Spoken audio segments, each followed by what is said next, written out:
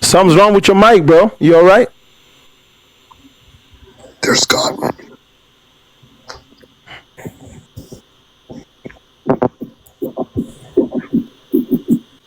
Are you okay, bro?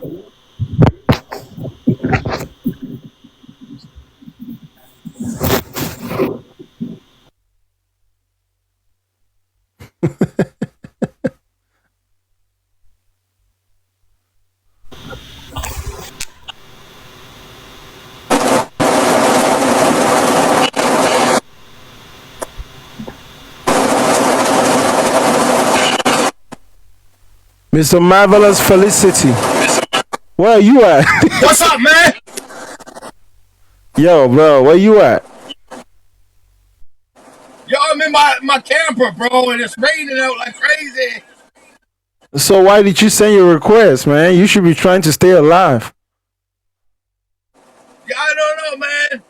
I just wanted to come up here and say, shit, their brother, that's a demon. Shit, their brother, that's a demon in Jesus' name. I said, shit, their brother, that's a demon in Jesus' name. I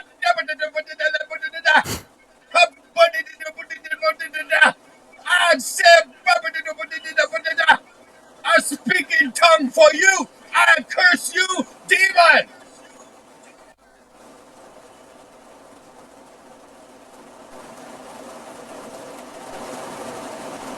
Every time you come up here, you do this theatrics, bro.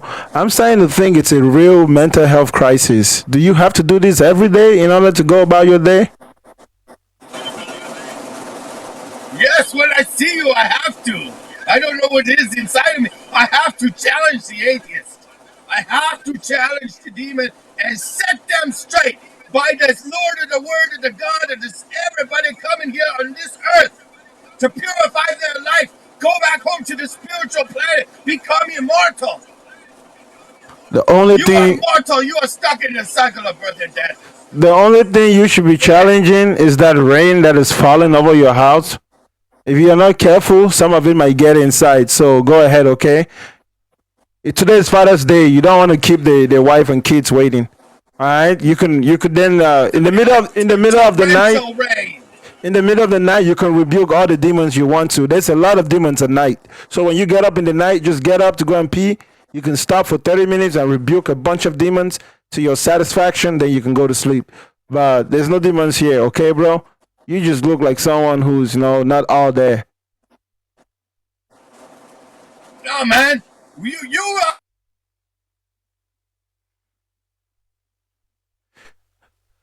I don't know. Perhaps it's just humor to him. Who knows? Maybe he's not really serious about that. He comes up every time with a different profile and pulls the same move. I think in classic streaming language or online or digital speech, right? In digital speech, that would be called a troll. That individual was a troll. Hey, Jesse, I don't know why you sent your request, bro. I'm not bringing you up. You too are a troll, Mr. Jesse. That was crazy, bro. What's up? What's cooking, man? The mic's playing back. I don't know if that's... Yeah, I'm sorry about that, but it's not playing back for me. Everything's all right on this side.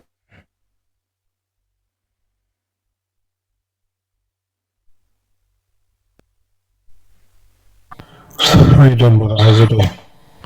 Everything's all right. You believe in God? Yes. How long have you believed in God? As far as I can remember. Give me a rough estimate. As a child, I always had reverence. Growing up in a religious house. Oh, I think you're misunderstanding me. You say you believe in God, right? So maybe I didn't ask you some questions to clarify. Which God do you believe in, by the way? Just to be specific. Or do you believe in 1, 2, 3, 4, 5, or just all of them? Infinity can only be one. It can't be a multiplicity. Anything that is multiple I'm not is by concerned about that. definition I'm just infinite. asking you if you believe in which God do you believe in? There's no question of which God. There's Yes, only there's a real one question, my God. brother. You know what I mean. If you study any spiritual tradition, you'll find My brother, every single one of them. before we get to the point where you get to elaborate, answer my questions first. Let's get through this whole thing. Which God do you believe in? If are you saying that there is no specific God that you believe in? There's only one infinite being that is fully transcendent, I don't care and about the that only for one right at the now. same time. I don't care how many beings there are, or there might not be. I don't care what claims you make or what somebody else's make. I'm just curious to know which God you believe in, my brother. Do you categorize the God you believe in? Do you categorize the God you believe in any way? Many names. God So, is names can't limit God. Their definitions, their conceptions. so which God do you believe in? There's no question of which God, brother. Yeah, there's a question. The only one who breathed life into you and me. My brother, I didn't ask you to describe the God. I said to name the God. Which God do you believe in? There's only one. It doesn't matter if there's 1, 2, 3, 4. Which one is it?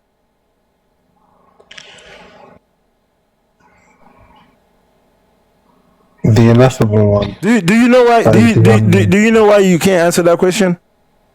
Let me tell you why. No. You don't need to tell me why. I'm going to tell you exactly why you can't answer that question. That's because you're not really a believer.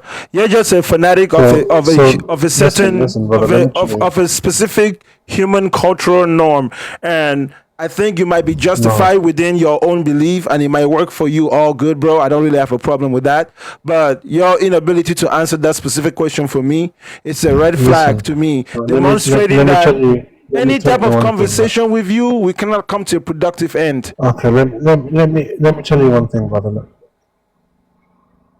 A name to me and you could mean brother, I don't care. I don't care. What I do care about was having that conversation with you, beyond which, and we got to the point. Listen, so I'll give you 3 languages. No. It's over brother, now. I was born into the English language, so we use my good brother. Listen. 1 minute, brother. Let me tell you 1 minute. The conversation is over, my brother. I'm not interested anymore. I was just trying to say goodbye. Thank you. Okay, come back another day with a different argument. This specific one, you did not succeed.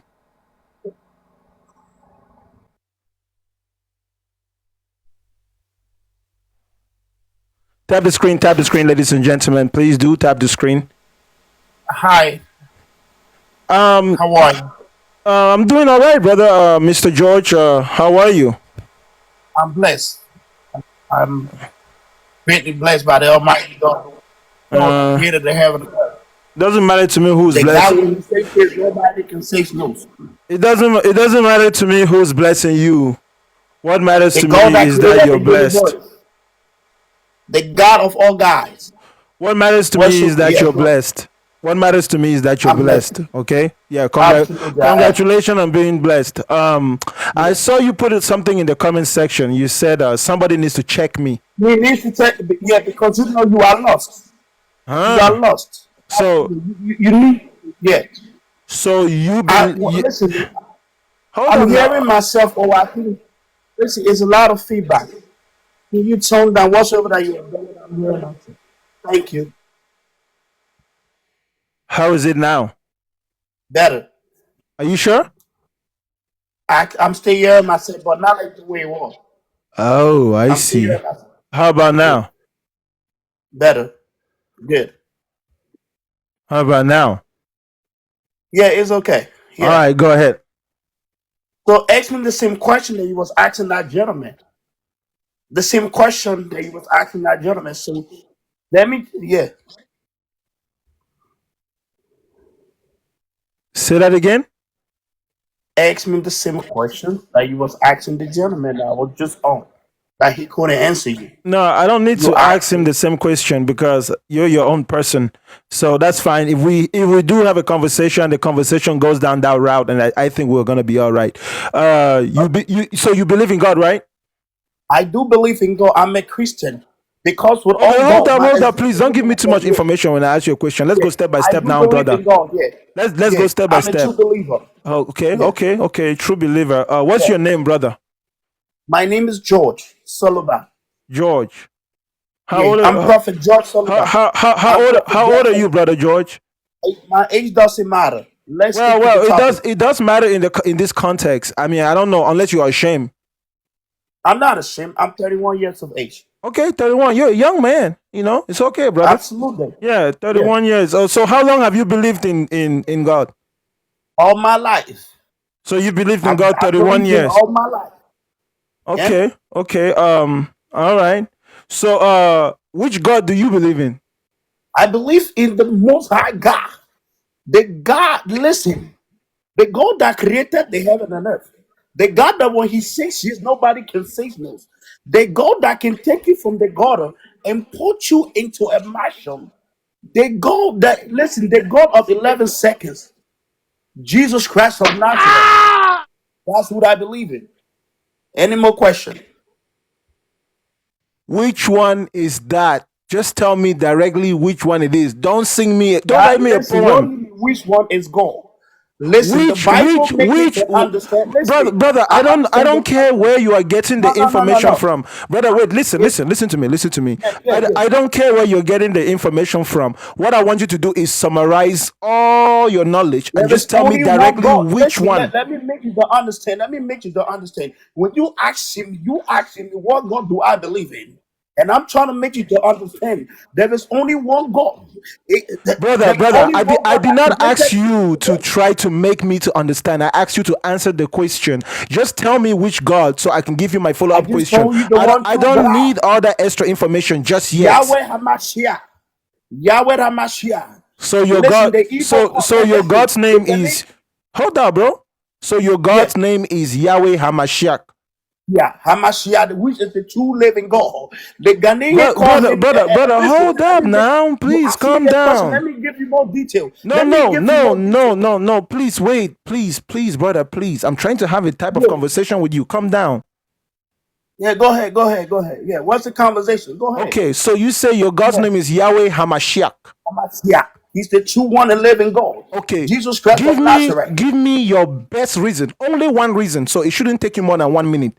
Give me your best reason why you believe not just in God, but you believe that God is Yahweh Hamashiach. Because listen, my situation I was in, there is no man that could have taken me from out of the situation I was in. I wouldn't, listen, what the enemy planned for me, if it wasn't for God, I wouldn't have, listen, I would have become history. Because what I went through and what he took me out of, it couldn't be just by mistake. It has to be God. Because there are power and power that is on this earth. You understand? We have so many power. We have so many gods and goddess. But the God that I serve took me from the situation that was supposed to send me from an early grave. That my enemy was to mock me. He took me from there. He took me from there. His name is Jehovah Jireh, the Lion of the tribe of Judah, ancients of days, the God that when he says yes, nobody can say no. The God that when he opened the door, the only God that can change your situation. What are you making no sacrifices? You don't have to pay nothing. So, listen, he has so many names. You asking me what my name, what the God, what's the name of my God? People from listen, the Igbo call him Chineke. They listen, so many names. His name is many. His name is many. So what's the next question, brother? What is your next question? Don't. Give Yeah. me your best reason. It's the same exact question which you spoke for 2 My minutes and best you did not even reason address the because I question. am reading. Brother, Listen, brother, just brother, because brother, of me. Listen. hold up. You were Yeah. speaking. I did not interrupt you. Just listen. Okay. You spoke for 2 minutes and you didn't even address the question at all. I I said, answer give your me question, only brother. one reason, but give me your best reason. One reason. Brother, let me finish. Listen Okay, go carefully to ahead. the question here, because having English comprehension skills is very necessary in these types of I'm conversation. very educated, brother. I Exactly. did Good. went So to one of please the calm best down and schools listen in the to my world. question then. Much respect to you Absolutely. and Go much right respect to your ahead. education. You must have worked hard to gain it. No disrespect to that. Absolutely. Because Absolutely. So that go right ahead there, with the bro. Your question. education, that's the real world. I wouldn't disrespect you on that. I'm only gonna disrespect you about what I think about what you believe, but I will not disrespect Okay. you about what you have achieved in the real world. Let's go to the question. Let's go to the All right. question. Yeah. Give me your best reason why you not only believe in God, but you believe in God, and then you believe that God is a certain person called Yahweh Hamashiach. That's what you told me, right? Yes, sir. So Yes, give me your sir. best reason why you believe that, and a best reason that is justifiable, a reason that if you told somebody else, someone would say, wow, that makes sense, that is persuasive, and a reason that will not make you look like you're insane. But Okay. regardless of the Can I reason, answer give you? me your best Yeah. reason. Go ahead. Best reason. One of my reason, my existence alone only have been by mistakes. Number one, there are thousands of people that are lying in the hospital that want to talk, but they cannot talk. But I am privileged to be here talking to you. That's one reason. My life, the gift of life that He have given me, it's enough for me. And another reason, looking at everything that is going on around the world, but I am privileged to live in a country that I'm free to express myself, that I'm free to be called African American. That's one. That is enough reason, my brother. My life, the gift of life, is enough. There are people in the house that are on oxygen that want to breathe, they can breathe. There are people in the prison Thanks for the gift, compound ladies that and want to gentlemen. be Thank you free, so they much. Thank cannot you be so free. much. Thank you so much. Go ahead, bro. Go ahead. No, I just you asked me a question, and I'm telling you, my life alone is a reason to be grateful because there are people that are dying from cancer, but I am here. How does There are all of people what that are you've on said, machine despite everything you've said, how does all of that prove that God exists? And not only does it prove that God exists, how does it prove that God is Yahweh Hamashiach? Yahweh because Hamashiach. listen, because without God, my brother, without God, you wouldn't have been here. The breath that you are breathing, it did not happen by mistake. They the opportunity that you got to be on here, it did not happen by mistakes. Sure, even if it did not happen by mistake, how does that prove that God exists? Or how does it prove that not only does God exist, but that God Just is Yahweh Hamashiach? look at the Yahweh universe. Hamashiach. You're not even mentioning Yahweh Hamashiach in your response. Talk about Yahweh Hamashiach and how Yahweh you know that HaMashiach, the Yahweh God of all Hamashiach God, is the reason why the all God those of things are all happening flesh. to you. Listen. Yahweh HaMashiach, the God of all flesh, the God of August, the God that when He says yes, nobody can say no. Let me make you to understand, my brother. The question that you are asking is not in place at all. Those questions you are asking does not make no sense. It does not make no sense. For real. Listen, I'm a man of God. I'm a man of God. You can't laugh. What I'm to the question you are, I'm a man of Are God. you a pastor? I'm a prophet. You're a I'm a prophet. prophet of the Most High God. Yes, sir. What is a So prophet? from and a What prophet is a messenger of God. so God sent you? I'm not gonna tell you that God sent me, but I But no, know no, who I no, am. no, no. You just said, brother. No, no, wait now, brother. You just I said am a you were man a of God. prophet, and then you told I'm me a that prophet of God. yes, you said to me that How you old are are a you? prophet, I have a and you question. said a How old are prophet you? is a Wait. person, a Wait. messenger of I God. want to ask So you a I'm question. Yes. asking you, did God Wait. send you? Okay. Before I answer, I want to ask you, how old are you? I'm the Do same. you have a family of your own? I'm the same Do age you as have a you. family? No, brother, Do please, you do you please have a don't family? No. Let me tell do you a not bit about deflect. yourself. Do not Let deflect. me tell you a bit about yourself. Do not Let me deflect. tell you a bit of Yes, yourself. hold Let me up, tell you hold a up, little bit about hold up, yourself. hold up, hold up. Do not deflect. Yeah. Wait. We're gonna get No. there. We're gonna get there. Okay, I Yeah. will give you a chance. I'll give you a chance to prophesy to me. Okay, don't worry. I don't have to prophesy to you. I will ask you a question. How old are you at your age? You have no wife, no children. Sure. Because I'm not seeing no family around you. Sure. No problem. What does that have to do? No, you because of your ignorance, you That cannot has, question your maker. my brother. Everything you have just said still does not prove why you believe in God and why you think that God is Yahweh Hamashiach. You see how you're dancing around the whole point just to avoid that question. Now, My brother, I everybody did has just answer the witnessed you question. run away from the very question that you I need did answer your question. to Your question defense. does not make no sense. Your question does What not do make you you mean actually when said, you say, brother, what do you mean when yeah. you say that the question makes no sense? Explain to me how the question makes no sense. You asked me what makes me to believe that Yahweh Hamashiach is a God. And I went and I explained. My life alone is a testimony. My existence alone is a testimony. There are people that are lying in the hospital that Yes, want but to be able to I walk and talk. understand that, my brother. I understand that those things are true and those things happen to you, all those good things you're saying. But my question is, how do you know that those things are happening exactly because of God? And not only because of God, but because of a specific God called Yahweh HaMashiach? How do you know? Remember, how do I know? Yeah, how do Because you of know my that it's that God? Like, listen. what evidence do you I have had a that it's personal that encounter. specific deity? I had a personal encounter. I had an encounter with God. There was situation that was to take me out. Devil was knocking on me. I should have been Hold dead. up. You But had he an didn't. encounter with God? Yeah, I did have an encounter. Mr. Prophet, you had an encounter with God? Yes, sir. I had a personal encounter. Okay, Prophet George. When was that, Prophet? Listen, I just told you, right? I wouldn't have been here. I should Yes, have yes, been but dead and gone. But he I saved am me. curious about your prophetic ministry because Listen, I it am seems not like yet about listen. it seems Don't like you're listen. having a hard time. Hold up, listen to me, brother. You are the one having a hard time to understand what I'm saying. Hold You up, brother. trying to, Let me explain something but and tell me if I'm wrong. yeah. Tell me if I'm wrong. Tell me if I'm wrong. Tell me if I'm wrong. Okay, and let me say something. Tell me if I'm wrong. Most of the time, Okay. men who are called to the prophetic can dwell in the prophetic so much that they don't dwell in the logical. What are you talking about? A prophet are not people that were that. What are Brother, you wait talking about? now. Did you hear yourself?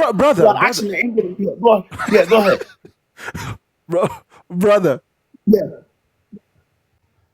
You know, as I know that in the kingdom of God, like in church, because I was in the church for a long time, men who are called into the prophetic, sometimes they dwell in the prophetic too long and so much that they don't really care about the logical.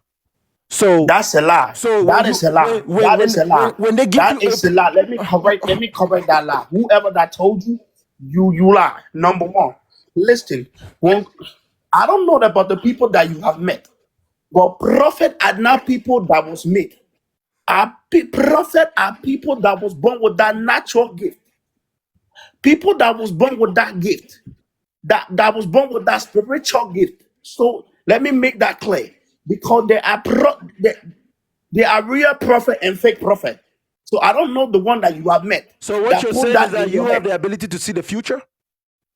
I'm not gonna tell you about me seeing the ability to see the future. I just asked you a question. Brother, what kind of What is prophet your are you? age? No. What kind of So can prophet are we you? get to you? What Let kind of me prophet ask are you a you? question.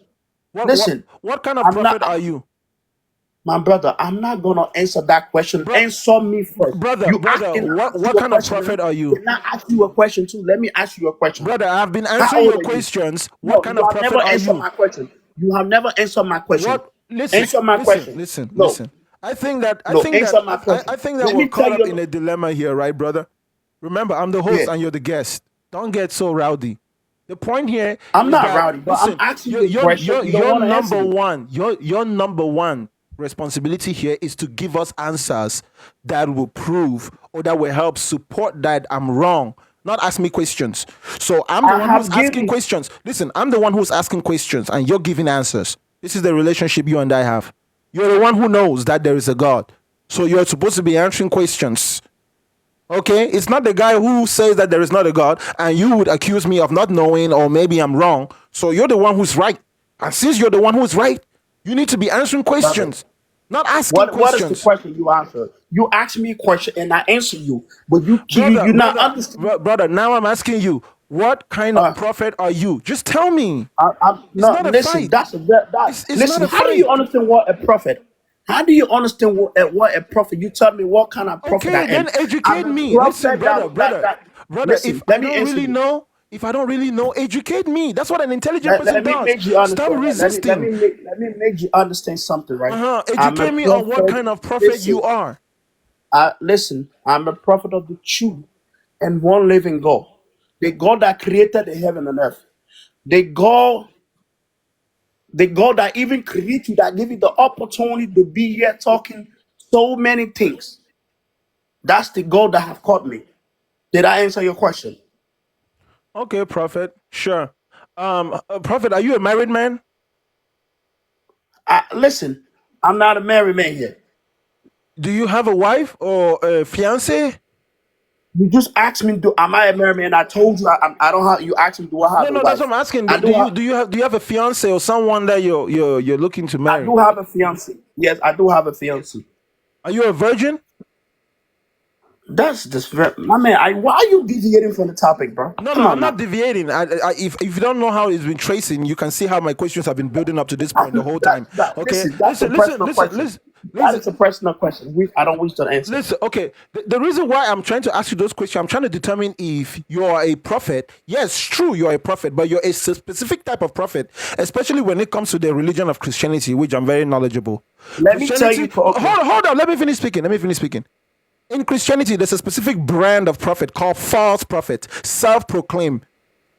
Somewhere deep inside themselves, they have this emotional trigger that makes them feel like they are special.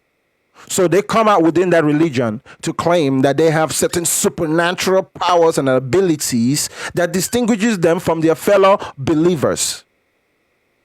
But then again, They got such people, they never speak about anything relevant. Their prophecies are always about useless things that have no real impact in people's lives. When it comes to major things, cataclysms, things that have major impacts in people's lives, things that are observable, that can be observed by everyone else, just like all the prophets of old, when it comes to those types of things, most of you so-called today's prophets, you're a bunch of scammers. okay. Can I say something? And number one, you said So like if you all tell me that prophets you're are a born prophet, again. I need to know Let if me you're a ask you a false prophet or question. not. Are you a false prophet or not? I'm not a false prophet. Okay, Listen, what did the Bible say? yo, How did the yo, Bible wait. say? How does the Bible say we identify a false prophet? The Bible said, "By their fruits you Matthew shall know chapter them." 7. By their fruits. Wait, He says, beware my of brother. false prophets who come to you Let me in let me sheep's let me let clothing, me but talk. Can I inwardly they talk? are Let me talk. ravening wolves, right? Why you keep interrupting me? I want to tell you something. Yeah, I allow you to talk for a few minutes, right? And let me make you understand, my brother, right? Like as you was talking, you are listen. You are from a very spiritual family. Where you got all this kind of idea from? Because your background is 100% spiritual, strong. Like I don't know what exactly you people believe. For your background, you are very spiritual from a very strong spiritual background. What do you mean When I by mean I am from a very strong spiritual background? That's very spiritual interesting. background, Please which means that tell me in your some more. Tell me some more. That's interesting. listen, your family. I don't know what they believe in, but it may be because. But I'm seeing a very strong. They are believer. The family that you from, even the man that born you, I don't know who is he. Is he a pastor? What he does? But I'm seeing this man. It's a very strong believer, and Okay. it's a shame that it's a shame that you from a Christian Thank you family so like much. Thank you so much for the like helmet. I appreciate you for the helmet. listen, Thank you so much. W in the chat for that person. Thank you so much. Go ahead. you from wait, you from a very strong spiritual background, and you have so much doubt because in the realm of the spirit, as I'm talking, my brother, you from a very strong. When I mean is the right, like the way other people like people can do that from your side is them, but you know I will impact you. I don't want to talk more here No, because I talk want to more tell here. you why are Talk it you here. single? Brother. I give you permission to say anything here. Man, yeah, I gotta go drink water, man. I'm tired. You just, yeah, I gotta go. Okay, Mr. Prophet. Go and drink what? Hold on. Where did he go? Where did he go? What just happened?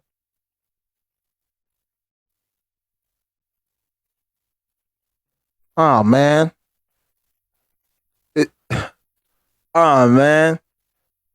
Man, I was setting that brother up to expose himself as a false prophet.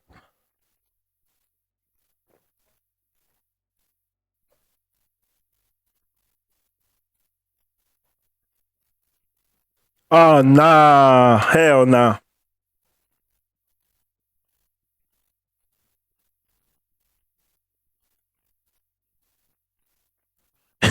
He said he had to go drink some water. You went to go drink some water and then you disappeared. This is the thing, religious people. Ladies and gentlemen, please listen to this this proposition I'm trying to put down for you guys right now. Just listen carefully. Have you noticed that whenever we say that there is no God, religious people would all get up and there would be this illusion of unity among them. They would face us and they would say, oh no, there is a God. No, there is a God. Yes, there is a God. You're wrong when you say there's no God. And yet, among all those religious people who say there is a God, they never mean the same thing when they say there is a God. If they were to convince us, if they were to persuade us,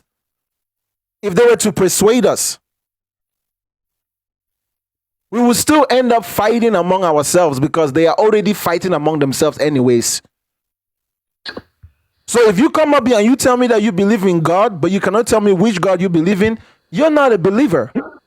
You're what I call a pseudo-believer, a wannabe believer. You're trying to be a believer. You ain't no believer yet if you say you believe in God, but you don't know which one.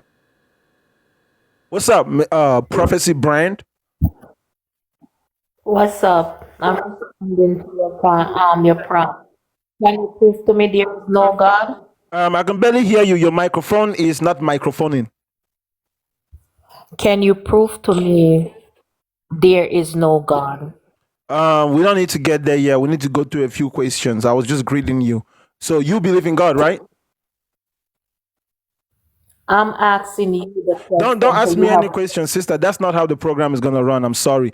I need to confirm a few things about you. You are a believer in God, right? I believe in God. Okay. Which God? How long have you believed in God?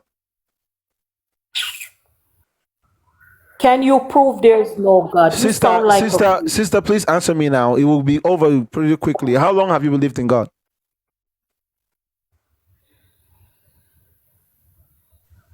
Because you cannot prove there is no God. Sister, how long have you believed in God? I don't have time to waste. If you don't want to answer my question, I'll just go on to the next guest. I don't want to be rude to You you. can go to your next guess. You Okay, cannot prove sure. there is no God.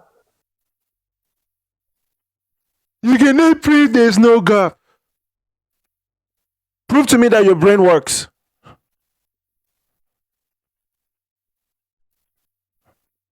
Go and tell your brother George. Give me 1 second. I'm just turning on my other mic. 1 second, brother.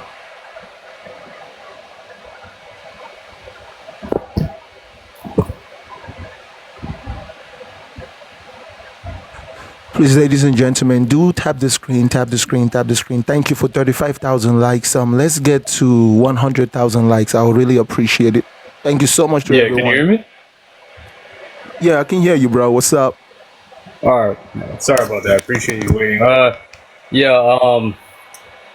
To prove God exists. So I mean, I guess we got to be talking about what happened before the Big Bang, right? Or No, do you even relax, believe in the Big Bang? No, relax. In order so I'm there's good. no confusion and our conversation Yeah. has a semblance of structure, I'm going to ask you a few Yeah. questions. Just give me the answers pretty quick, okay? You do believe in All God, right. right? I believe in a higher power. Nah. If what you believe in is not God and you cannot answer the question with a yes, then I'm not interested in this conversation. You do believe in God, Yeah, right? I guess you can call it God. I guess. Yeah. No, it's not a guess. I want you to be sure. You know, we're not. All right. We don't want to waste our energy. Okay. Cool. Do you believe in All God? right. I believe in God. Yeah. Sure. I believe in God. Yeah. You say that statement. You stand by it strongly. You know what you mean No when you say words. you believe in God. Kind of forcing me, but yeah, I believe in God. Yeah, go ahead. Which one? Yeah, I already said yeah. Which God do you believe in? Which God? It's undefined. All right, then thank you for your time. You don't really believe in God. Oh, so you're running away from the Bro, argument? you believe in a God that's undefined? I can prove it exists, though. Okay, how do you believe in a God that is undefined? Tell me how you believe in a God that's undefined. All right, so we can logically deduce that. No. I mean, tell me how you do it. Sure. Okay, so that's why, again, that's what I was bringing up before the Big Bang. Do you believe something can come from nothing? Bro, tell me how you believed in a God that is undefined. Don't ask me questions. I want to listen. Tell me. Oh, you're just listening. Oh, you don't interact. No, I'm trying to listen to you answer my question right now. I don't want you to ask me questions. Tell me, how do you interact with a God that is undefined?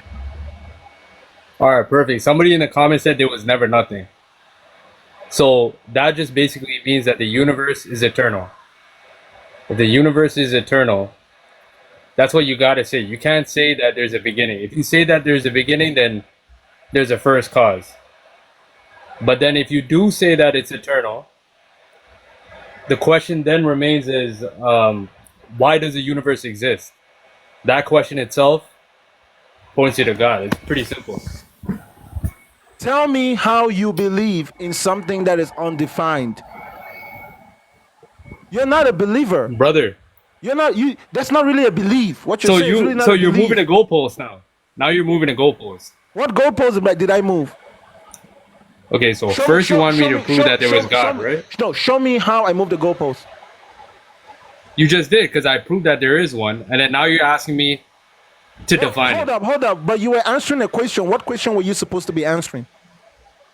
You asked me to prove God exists. Isn't No, that that's not what I there said. is no God? That's not what I said. Wait, what does your prompt say? No, what does your prompt say? That's not. But that was not. That's not what led to this point in the conversation. What is your prompt say? That is not what led to this point in the conversation. And unless you have a dissociative disorder, bro, I clearly asked you. Tell me how you believe in something which is undefined. You're supposed to be telling me how you believe in something which is undefined, not trying to prove something which is in your head and only in your head alone, not in my head or in the audience's head. You're supposed to flow with the conversation, bro. So go ahead. One more chance. Tell me how you believe in something which is undefined. I like how you're running from the argument. Answer the question that was asked you initially. You didn't prove shit.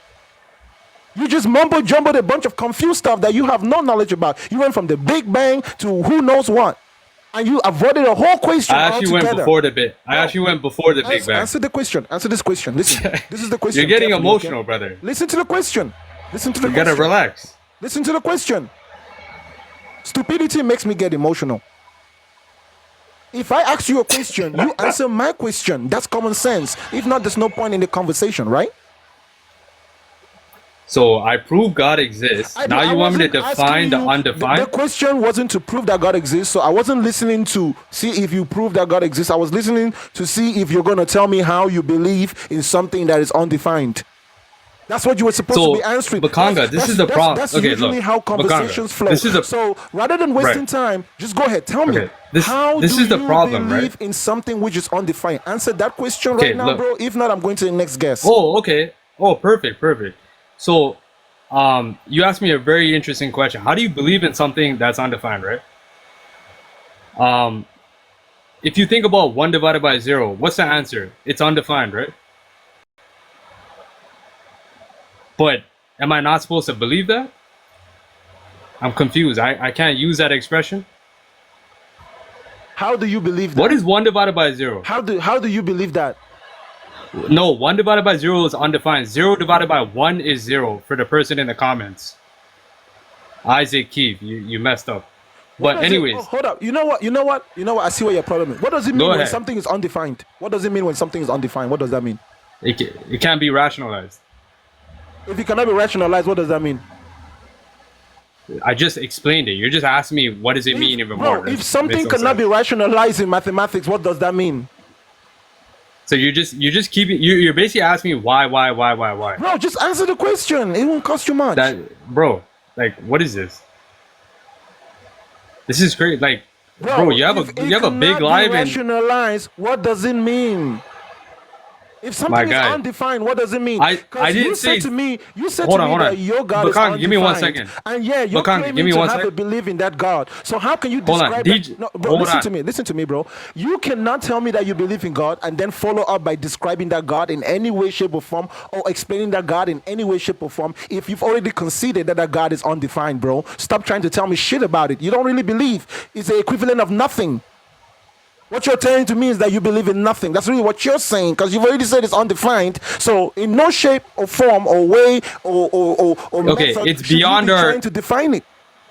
right. Okay, let me break it down even more simpler for you, because it seems like Again, you're getting lost I there. don't need for you to break anything down for me unless you can tell me what you mean when you said something which is undefined is something which cannot be rationalized. What does that mean? Yes, sir. What does that mean? It's beyond our brain capabilities of understanding. Why is it beyond our brain capability? Because our brains have limits, do they not? Why is something beyond Bro, it's like talking to a child. bro. If something cannot be rationalized, what does that make that thing? Irrational. I'm sorry. Can you repeat that? Irrational. So something Yes, sir. which is undefined is irrational, and something which is irrational cannot have actual reality. No, not. Oh, bro, that does not make sense. Show me Is there not something- an answer for what? Show Hold me on. something I just in did. reality. Show me something. I Show me just something in the real did. world which is irrational. My guy, 1 divided by 0. Isn't that in the real world? Show me, bro. Tell me. Those are numbers. Those are conceptual numbers, depictions of numbers. I'm talking about. Show me any real representation. No, sir. That's not a depiction of numbers. Brother, listen again. Show me in the real world, your everyday real world. I just right? showed you. You're Not just denying conceptually. reality. Can you walk out of your door and see 1 divided by 0? I'm sorry. Can you say that again? Can you walk outside of your door and see 1 divided by 0? Of course not. Okay, I mean real in that sense. When I say real, means something that we can interact with in the same capacity that we interact with what we consider the real world. I'm not talking about our ways of depicting ideas that we have conceptually, right? For example, pi. Pi is a concept or numbers that we made up to represent a concept. But pi in of itself doesn't have actual reality. You cannot walk out of your door and see pi. That's how we know that pi is a concept. We invented it. It works as a tool. It works. It's good for us, but it doesn't have reality beyond what we say. So when I say, show me something in the real world, which is irrational, I'm saying to you is, show me something which doesn't have a shape or form or exists in some way, shape or form in a specific place at a specific time. Show me anything like that. That's And what see, that's where your is. problem. That's where your problem lies. Now you're defining what is real or what exists. That's why you probably can't find God, or you can't understand what the fact that there's a God. That's the issue with you. Hold on. What do you mean by find God? So you're a Christian, right? I'm not anything, brother. Did I say that? Okay, do you believe that Jesus Christ is God? No. Do you believe that Jesus Christ died for your sins? Bro, if I think he's not God, why would I think he died for my sins? I'm just curious. Okay, good, cool. No problem, bro. It's not like I'm rooting for No, you to be you're religious. like, Okay, so some you're saying cognitive that, dissonance going on hold here. on, bro. You're saying Muhammad is not the last prophet, and peace be upon him. I like how you ran to this. Brother, can you Anyways, go ahead. answer the question? No, I don't think so. No. Do you think that the Quran is the word of God? My God, I don't believe in any Abrahamic religions. Okay, good. So your God has no name, right? Like I said, he's undefined. Your God has no name, right? Bro, how would I know his name? Bro, just say yes or no. Your God has no name, right? He might have a name, I just don't know what it is.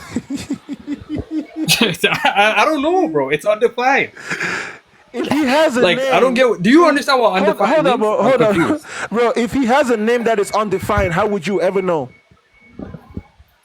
Now you're getting it. That means you will never know. You cannot know something which is undefined. So hold on. So you finally understand what undefined is now. Undefined is the equivalent of something which doesn't exist, bro. That's why in mathematics. Guys, send a galaxy for Bakanga. He finally got it. Listen. He's getting closer. He's close. Listen. The God you believe in doesn't exist. Oh, I thought you were close. Now you went far. It's You got undefined. lost again. It's undefined, like something which doesn't exist. Something which doesn't exist has no definition. Use your brain. Bakanga, you really gotta like, Use your brain. I don't know, man. You gotta go back to Listen. high school or something. We have arrived at good grounds. Your God is undefined, and something which is undefined doesn't exist, because things that don't exist cannot be defined. So, Bakanga, do you have a okay? Think about the question: why does the In universe order exist? for God to exist, God must be defined. Hold on. Okay, I know you're not gonna. I know we're gonna push back. You're gonna disagree. You have a live to maintain. I get it. Trust me, I get it. I'm not here to shut down your live, but the question of why does the universe exist? That question itself. It's a fool's question, Why is it foolish? Tell me why. because the wise man was spending his time trying to figure out what the universe is before he asks the question why it exists. The fool will go around chasing why it exists when he doesn't even know what it is, and he will never find out, and he will keep thinking he's smart, chasing smoke. You know who the fool is? The fool is religion. That's a subjective take. Hold up. I'm going to demonstrate. Religion is the who or the why. Religion is the person who says, why does the world exist, and spends all their times and resources trying to figure out why the world exists without knowing what the world is. Science doesn't worry about why the world exists. Science wants to know what the world is. And science has discovered that in the process of knowing what the world is, you get a glimpse of why the world might exist, but you never get a full answer. And it's a big puzzle that will take us years upon years upon years upon years upon years upon years upon years to solve. And it requires tremendous efforts and resources. You can't just answer it by wandering off in a fantasy in your own head. I gave it to you in under a minute. See, this is a problem with you. You like I get I'm not denying science, but you treat science like a religion to the point where you're not willing to change your ideas or science is a things method. like that. Science is a method. It's called science. It's called scientism. Science is a technique. That's what you follow. No, you're ignorant. Science is a technique. Science, by definition, is defined as the systematic study of the natural and physical I agree. world. Listen. Science is the systematic study of the physical and natural world. Okay, so then why did you bring your subjective take? Talking. All right, go ahead. It is a I'll mute systematic up. study. Go ahead. Science is a systematic study of the physical and natural world through experimentation, comparing evidence, theories against evidence obtained. So it's a method that you can apply to solve a problem. So when it comes to problem solving across all types of problems and across all disciplines, human beings utilize the scientific method. That is the framework within which science is constructed as a concept and as a cultural tool that human beings have used to advance themselves. It really is literally the best productivity we can get out of our curiosity. Can science change? Our general curiosity as human beings, the best thing it's produced is the scientific method, and all the things that have come out of the scientific method. It's brought significant progress in the world and set us up to have a bright future. In fact, it's such tremendous power. If we don't handle it carefully, we might just end up destroying ourselves with it, because it's an amazing No worries, thing. brother. I agree. I agree wholeheartedly. Now the problem with you is that you brought a subjective take to science. When I asked you why the universe exists, you said it's just foolish, and you started bringing in all these random reasons as to why people shouldn't pursue that idea, and that it's going to take 100 years or whatever. You went on this whole ramble, and I get it, but brother, you must be in denial. At least a seed was planted. I'm happy that seed was planted. Brother, I don't blame you, because I don't think that critical thinking is your hobby, right? I don't think that you Okay, so let's try it again then. Why does the universe exist? Hold up. I don't think you practice critical thinking for fun at all. So I don't expect you to have gotten it. All right, you want to know why it doesn't make sense? Why you're questioning this? Listen to me, bro. Because look, all I'm doing is asking if there's a reason. Hold up. Look, hold on. Can I just you spoke for a long time? Can I just say something? I just want to rephrase the question real quick, bro. No worries. I'm the guest. You're the host. No worries. Yes, sure. Why will you ask why something exists if you don't know what that thing is? So I can't ask questions? No, bro. You can ask questions, but you can ask Wait, how does science work? Hold up. You can ask questions. What's how? Bro, hold up. You You're are hilarious. definitely allowed to ask questions, but asking questions requires skills because you could ask the wrong question that will lead you down the wrong path of investigation, and you will never solve the problem or solve the case. Every detective, it's not about asking questions; it's about asking the right questions. That's where strategy, planning, foresight. How do you get to the right Insights. question, Bakanga? Okay, it depends on the problem. You see, I don't know what your trade is, bro. What do you do as a trade? Because I'm pretty sure you know this already. That has nothing to do with any of this. No, it has. I promise. I'm not trying to make fun No, of it you. doesn't. Whatever trade Oh, you do, oh. whatever Oh, trade you do, bro, you already understand this principle, this problem-solving principle. If you work in any type of problem-solving type of skill set, I don't know. Do you mind telling me what you do for a living? You sound like a god saying you know the right questions. Brother, I'm gonna tell you how. What do you do for a living? I'm a mechanic. That has nothing to do with this. I'm a mechanic. What are you? Sure, you again. This has nothing to do with anything. Brother, if you answer the question, I would elaborate. My guy, you're bringing subjective takes into this. Makes no sense. Brother, it's to help you What do you? understand the principle. Okay. What are you? What are you gonna bring out? Okay. What's your point? I'm gonna assume that you're a janitor. Okay, since you don't want to tell me the job. Okay. Now, in problem solving. Assume I'm unemployed, like one of the comments said. No. You're just a janitor. No. Just somewhere. let's make it worse. It's okay. Let's lower the standard. No, I don't need to make it worse. I just went with what was easy. No, let's lower the standard. No, we don't I'm need to. unemployed. You could have just Let's told lower me. the standard. It's okay. No. I want to be unemployed. Go ahead. In problem Nikki, you're solving, right. Go ahead. there is something called troubleshooting. And when you troubleshoot to solve a problem, the first step is to identify the root cause of the problem. And you can only identify the root cause if you understand how the system works, so you can compare and observe if the system is working as it should. And then isolate the malfunction to the most necessary part. You want the one part which is messing up and then messing up all the other parts. You don't want to just change a random part and then all the other parts are still broken. We do it when we run the country. Politicians do it. Presidents do it. Soldiers do it on the battlefields. Doctors do it when they try to do surgery. You do it when you're trying to decide what to spend money. Every time you have a problem, you always try to solve the root cause.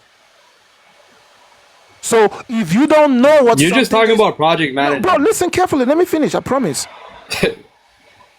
If you don't know what something is, asking why that thing exists could never lead you to any solutions. It will still take you right back to figuring out what that thing is. So if you already know that, you might as well start investigating what it is. And then as you find out what it is, you'll be able to understand all the whys, you'll be able to understand the hows, you'll be able to understand the when, you'll be able to understand the who's involved with it. Hold on. Before you identify the problem, do you not ask questions? The first question you ask is, what's the problem? Okay, so you do ask a question. The first question you ask is, what's the problem? Did you not say you ask questions after you identify, and now you backtrack? Brother, you identify. I hope the chat heard that. I hope the chat heard that. Somebody clip that. Listen. Of course. I'm listening, brother. If they call me in and say, hey, bro, something's wrong with the aircraft, and I go outside, I'll have to see the problem, right? Once I see the problems, I'm gonna ask myself, damn, what is that? No, what's going on? You backtrack first. So now you're going back again. You're doing like a man. This is crazy. It's like a triple agent. This is worse than a double agent. You're going besides the point. The point is, the first thing you're going to ask is, what is the problem? What is the problem? Do you understand that? Do you agree with me on that? That every time we have a problem, the first question we're going to ask, regardless of when we ask it, if you're so no, you ask questions first, and then you get into it. Say that again. What's the first question you start with? You ask questions first, and then you get into identifying. What is the first question you ask? You got to figure out what's wrong or what's right. Isn't that what I'm saying? You have to know what something is. No, you're not. You said identify, then ask questions. And then you backtrack, brother, and then you went back again on it. Sure. Let's say I was wrong about that. Oh, shit. Listen. I love it, man. Listen. Chat, send him a galaxy. Listen carefully. The whole point is that if you ask, why do we exist, but you don't know what we are, you ain't gonna fucking solve the problem. So the first thing Why we are you need to- swearing now? then Why are you getting emotional? Why are you getting emotional, bro? brother, I'm using language specifically. This man's cussing out his coincides own with life. you. It's okay. Just calm down. Stop interrupting me. Unless I'm gonna mute you if you keep interrupting me. Let me finish. No worries, brother. No worries. I already figured you're gonna drop me or mute me. Of course, if you keep acting the way you're acting, I'm calm. I'm chilling. listen carefully I'm playing to me. FIFA right now. Listen to me. You cannot solve While I'm a baking problem you. if you don't know what it is, right? Sir? You cannot solve a fucking problem if you don't know what the fuck it is, right? We're not talking about that. You're Bro, moving you're goalposts. You're not exasperating. tracking. Answer the damn question. If not, I'm done with you. I already finished you, brother. It's all good. Answer the question. Just remember, Bakanga, why does the universe exist? Remember that. Just always remember that. The patience you need to deal with some of these religious people. The whole conversation started because I said to him, he asked me, you're telling me that you can't ask why we exist, why does the universe exist? I'm like, you're a dumbass if you're asking why the universe exists if you don't know what the universe is. The first step you do is find out what the universe is. And as far as our world is concerned, we don't know where the world is coming from, but we are still at that stage of figuring out what the world is. What is the world? So we have to study the elements, study physics, study chemistry, study biology. All of that is us trying to figure out what the world is. So if you want to know what the world is, unfortunately, you're not going to be able to know the whole world, but you can pick one of those disciplines. If you go into biology, you're going to get to know the world from a biological perspective, and it's going to be consistent with the world from a physics perspective, from a chemistry perspective. That's how we are making progress. We go into different disciplines, but those disciplines don't contradict each other. So you can make a discovery in physics, and that discovery becomes beneficial in chemistry. It even becomes beneficial in warfare. But physics was the medium through which we discovered that thing, or chemistry, or biology.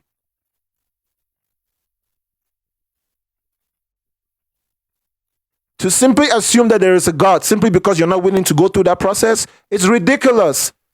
It's indicative of a lack of basic intelligence.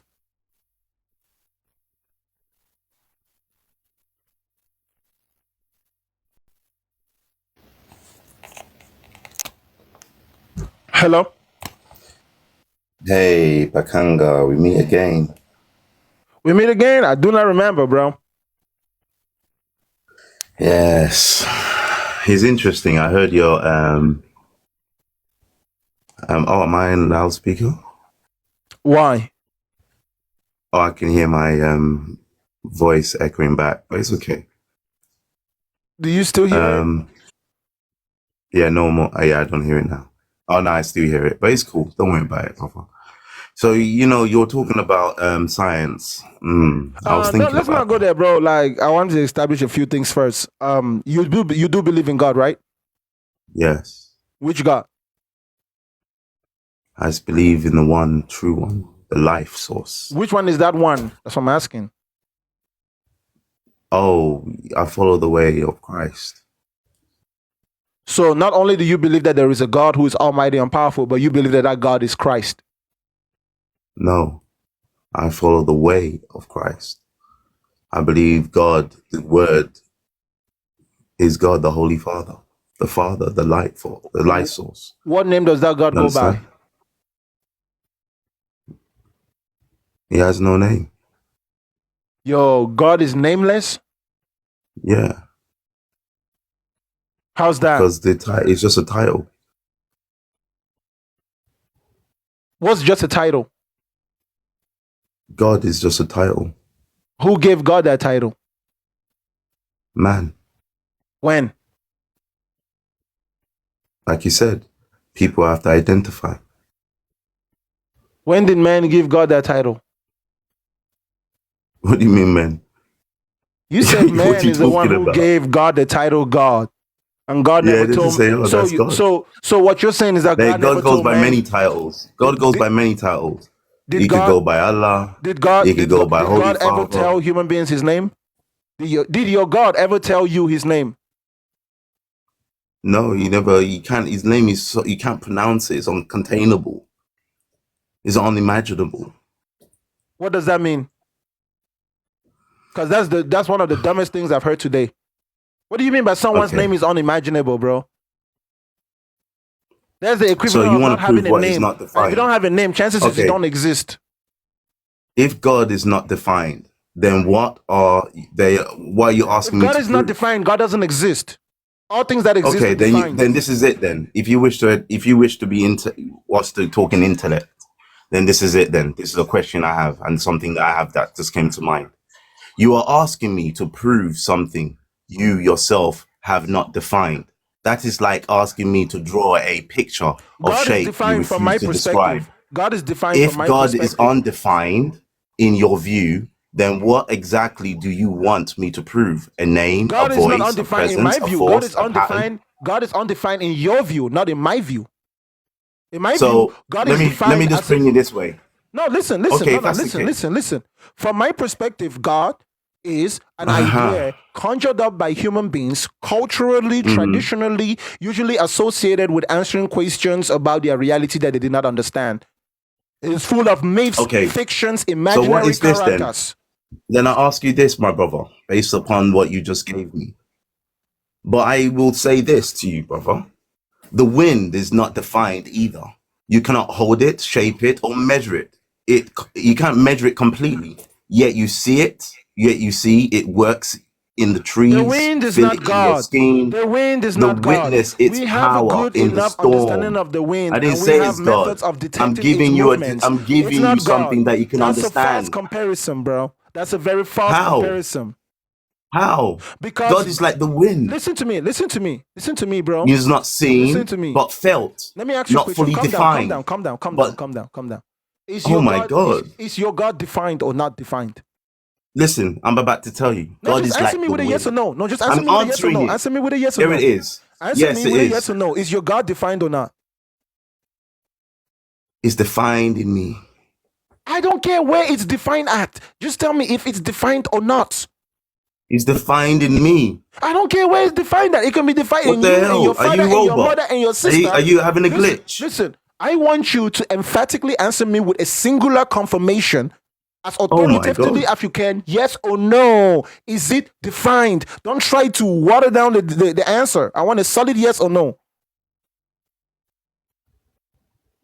God is not fully defined, but known through the echoes of love, conscious life, and even your own hunger for meaning. You don't need to you don't need to define God to encounter him. You only need to seek and just be still.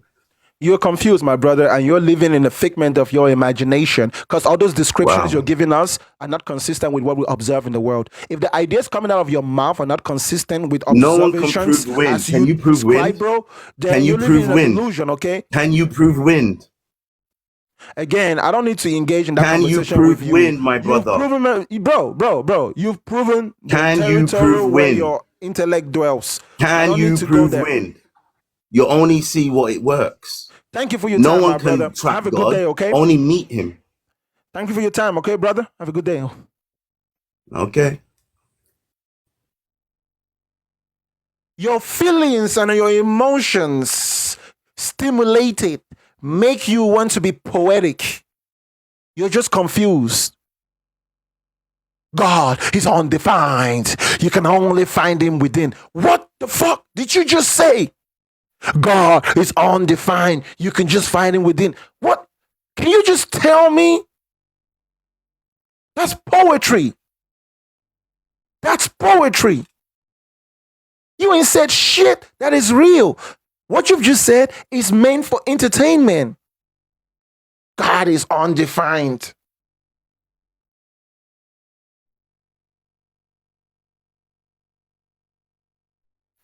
In the future, human beings are going to demand justice for whoever made human beings believe in fictional characters as if they were real.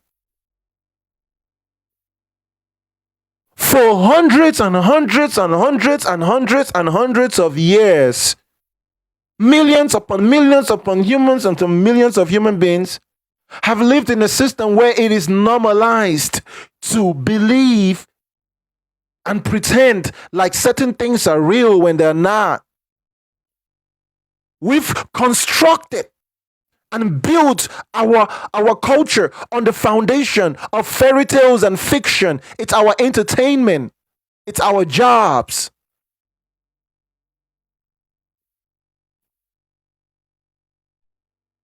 One day in the future, when the average human being hits average IQ of a genius, they will look back and be like, whoa, our ancestors were greatly uncivilized. They were less evolved than we are.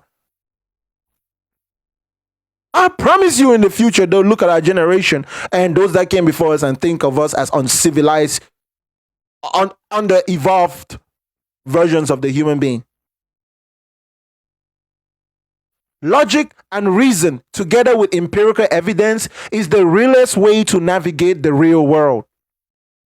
You should build your worldview on what we know as a matter of fact, rather than what we think is plausible or possible. Don't build your life on a foundation of possibilities. If you only have one certainty in your life, if there's only one thing you know, build your life on that one thing you know. Don't build your life on 100 things you have absolutely no clue what they are. And then also, don't ignore the 100 things which are real that you do know, and choose to believe in the one fantasy that you absolutely don't know.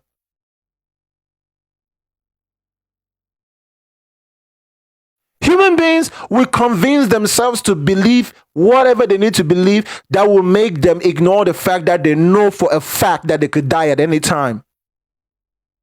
They will convince themselves of all types of things to avoid thinking of the futility of life, the vanity of life, that human life outside of human emotions and human society has no value. Most human beings cannot deal with the fact that our existence has no value outside our race, outside our environment, outside our nations. We are the custodians of our own value. If we don't protect ourselves, if we don't fight for our own survival, nobody else fights for our survival. They are fairy tales. So there are no superheroes. They are only heroes, and the heroes come from among us. There are no heroes that come from outside of us to come and save us. And our greatest heroes are those who don't seek for glory and those who don't even know they are heroes.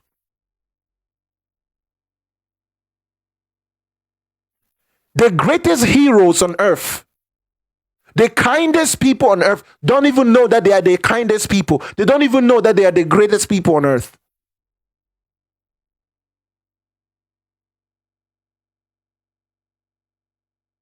Let me bring up another guest.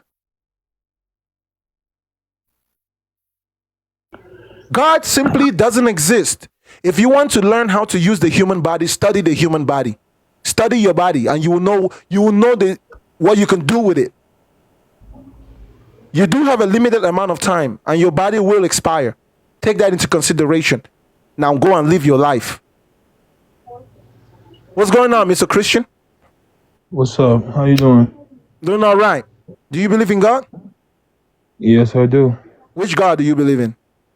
Jesus Christ.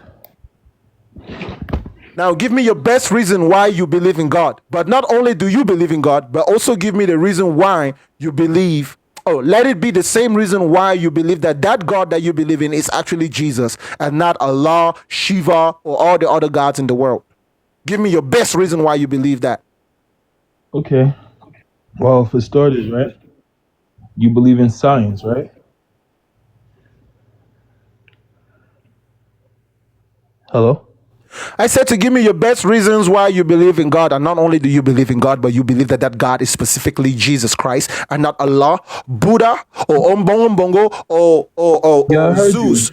So answer my question. Did I ask the question? Don't ask me a question. Just answer the question. You believe in science, right? I'm just making sure that I'm not misrepresenting you.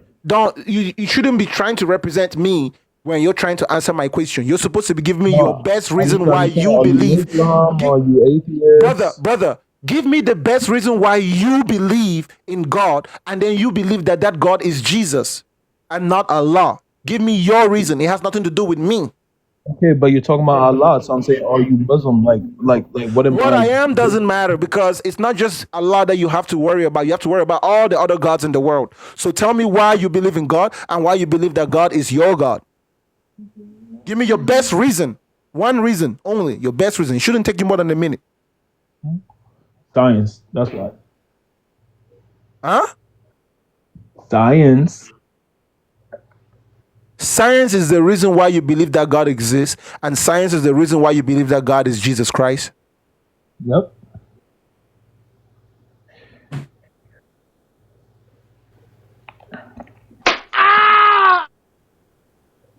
I hope you're ready to play that song after I cook you.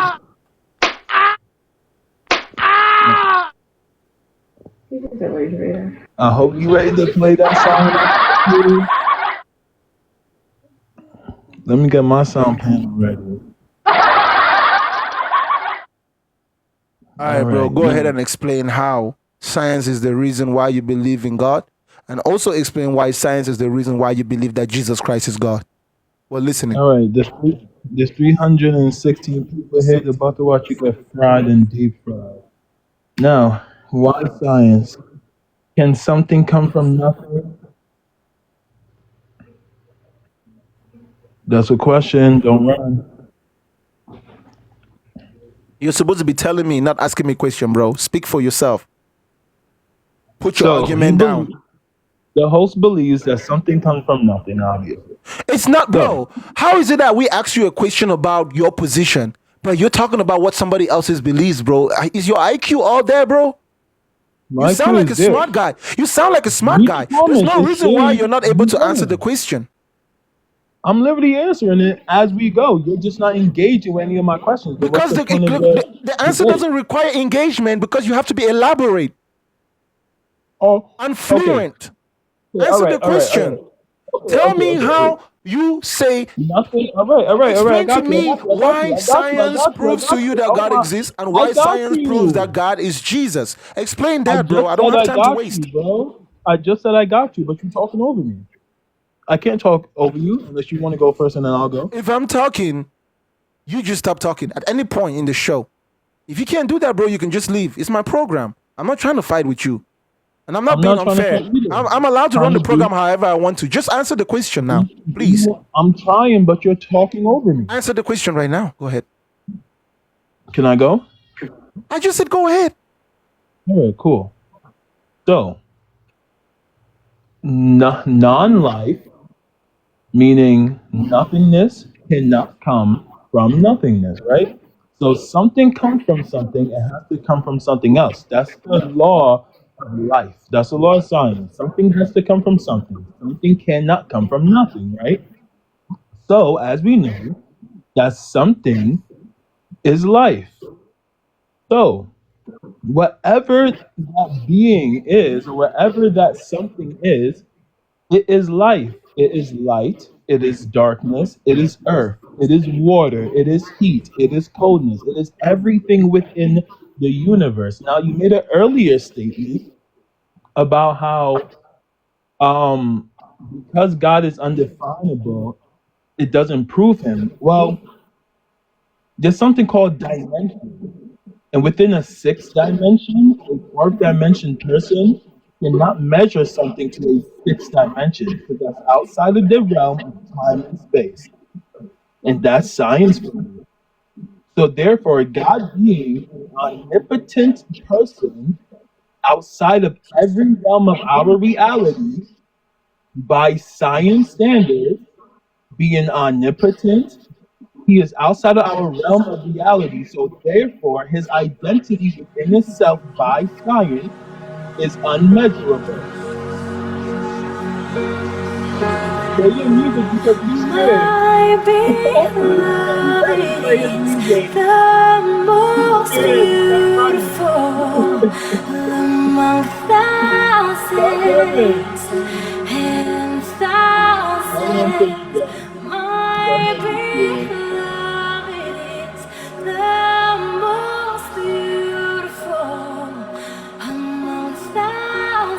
and thousands.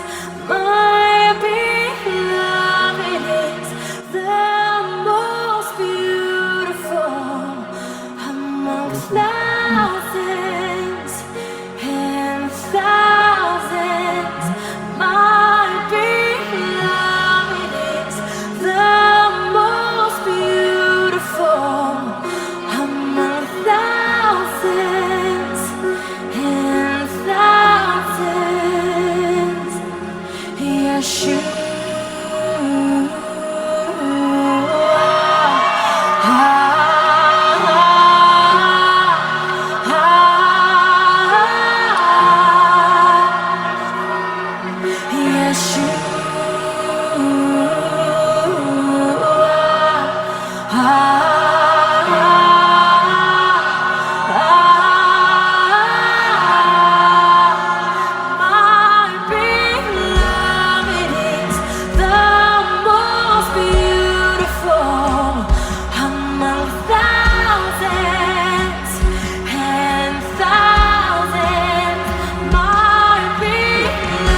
White Christian music.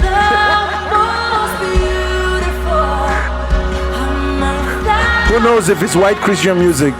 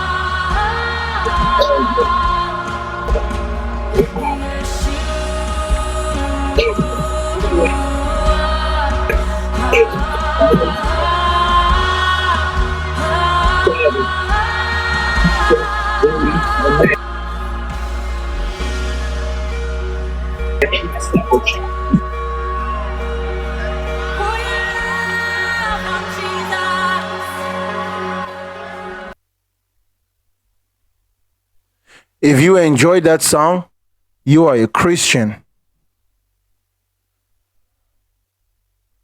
If you enjoyed that song, you're a secret Christian.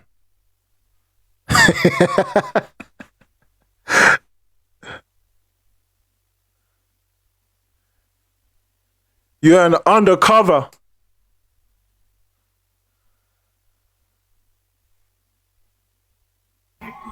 I promise you, some people and their idea of God. Thank you so much, sister. I appreciate you for all those gifts. Thank you so much. Thank you so much.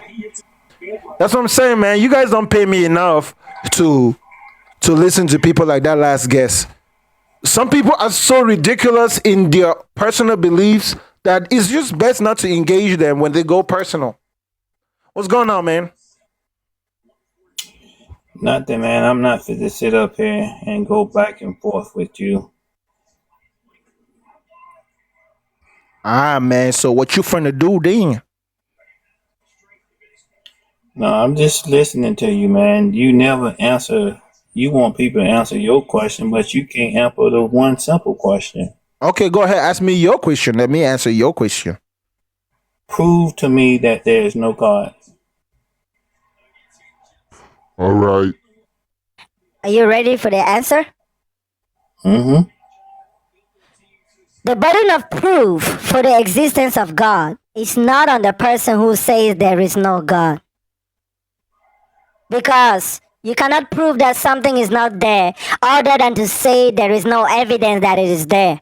If you look for it where it's supposed to be and it's not there, that's the only way you know it's not there. When I say there is no God, I'm saying in the real world, the professional world, the world where we don't play games, it's not about fairy tales, where our lives matter, where our families matter, in that real world, there is no God. You're not gonna find him on What? a mountain. You're not gonna find him in a mosque, in a church, in a river. You ain't gonna find God nowhere. The only Why? thing that has to do with God that you find in the real world is a whole bunch of stories. Different Why types your of voice stories. changed? What happened to your voice?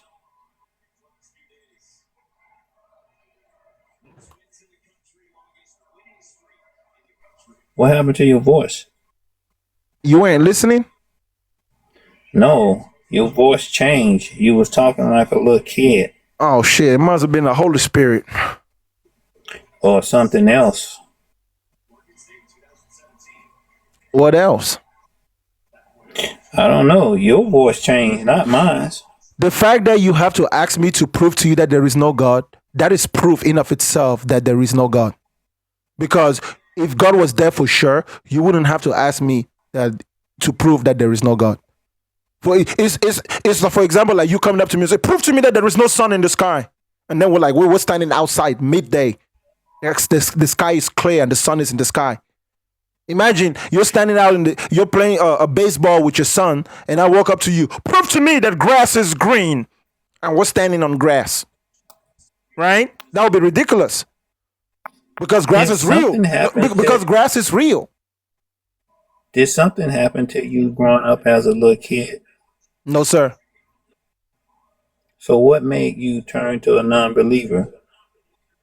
I studied my way out of Christianity. I overcame my fears, my shames, my guilt. I stopped allowing myself to be manipulated by 1,000 or 2,000-year-old system of myths that were invented to keep human beings shallow thinking and to destroy critical thinking.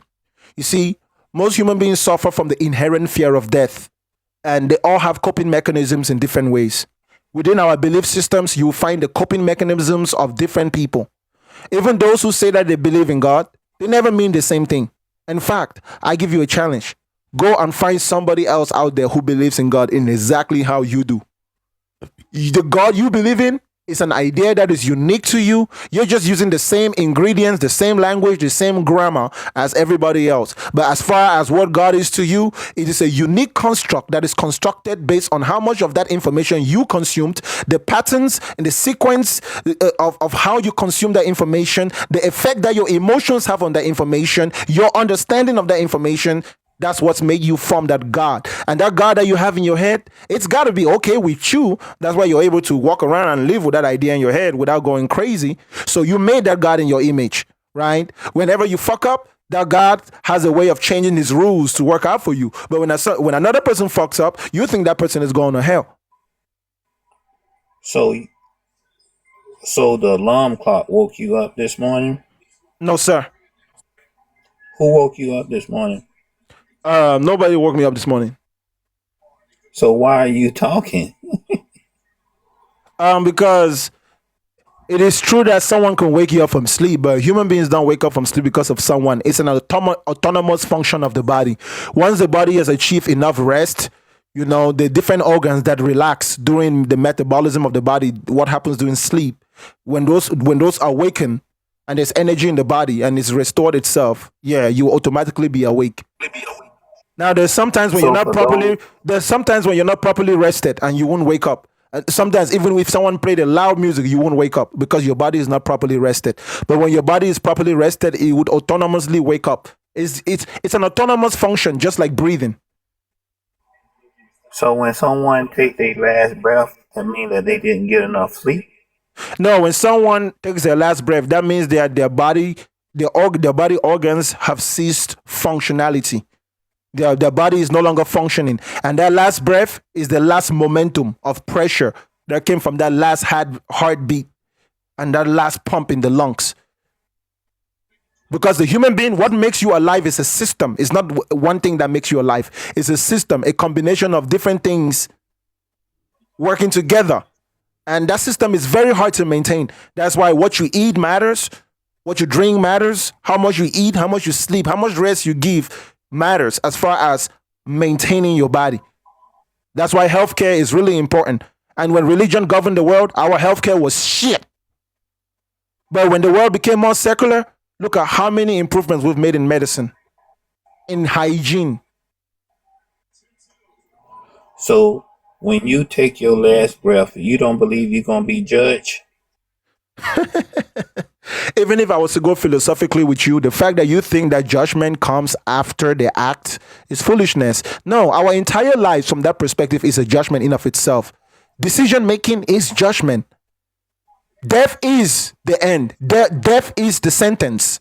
Okay? And we already know that we are all sentenced to death. That's why when someone says that we are all sentenced to death, it means that no matter what decisions you make, you're never going to find the puzzles on how to make the exact decisions necessary for you to never die.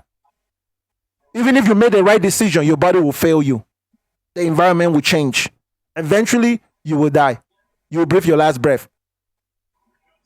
Every decision you've made since the day you were born, when you accumulate all those decisions, they all lead you to the moment that you die.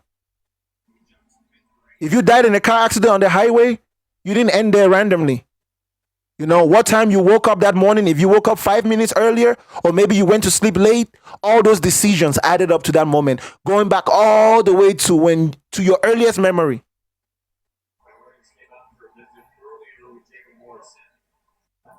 Well, one thing about it, you have your belief and I have mine, and I guess we'll find out at the end. No, we don't have to wait till the end, because you have your beliefs. I might or might not have mine, but we also have reality. And we human beings, regardless of where you think we came from or how you think we're here, we have the ability to observe reality as it is without mixing it up with our feelings. So all I'm stating to you is that look within reality.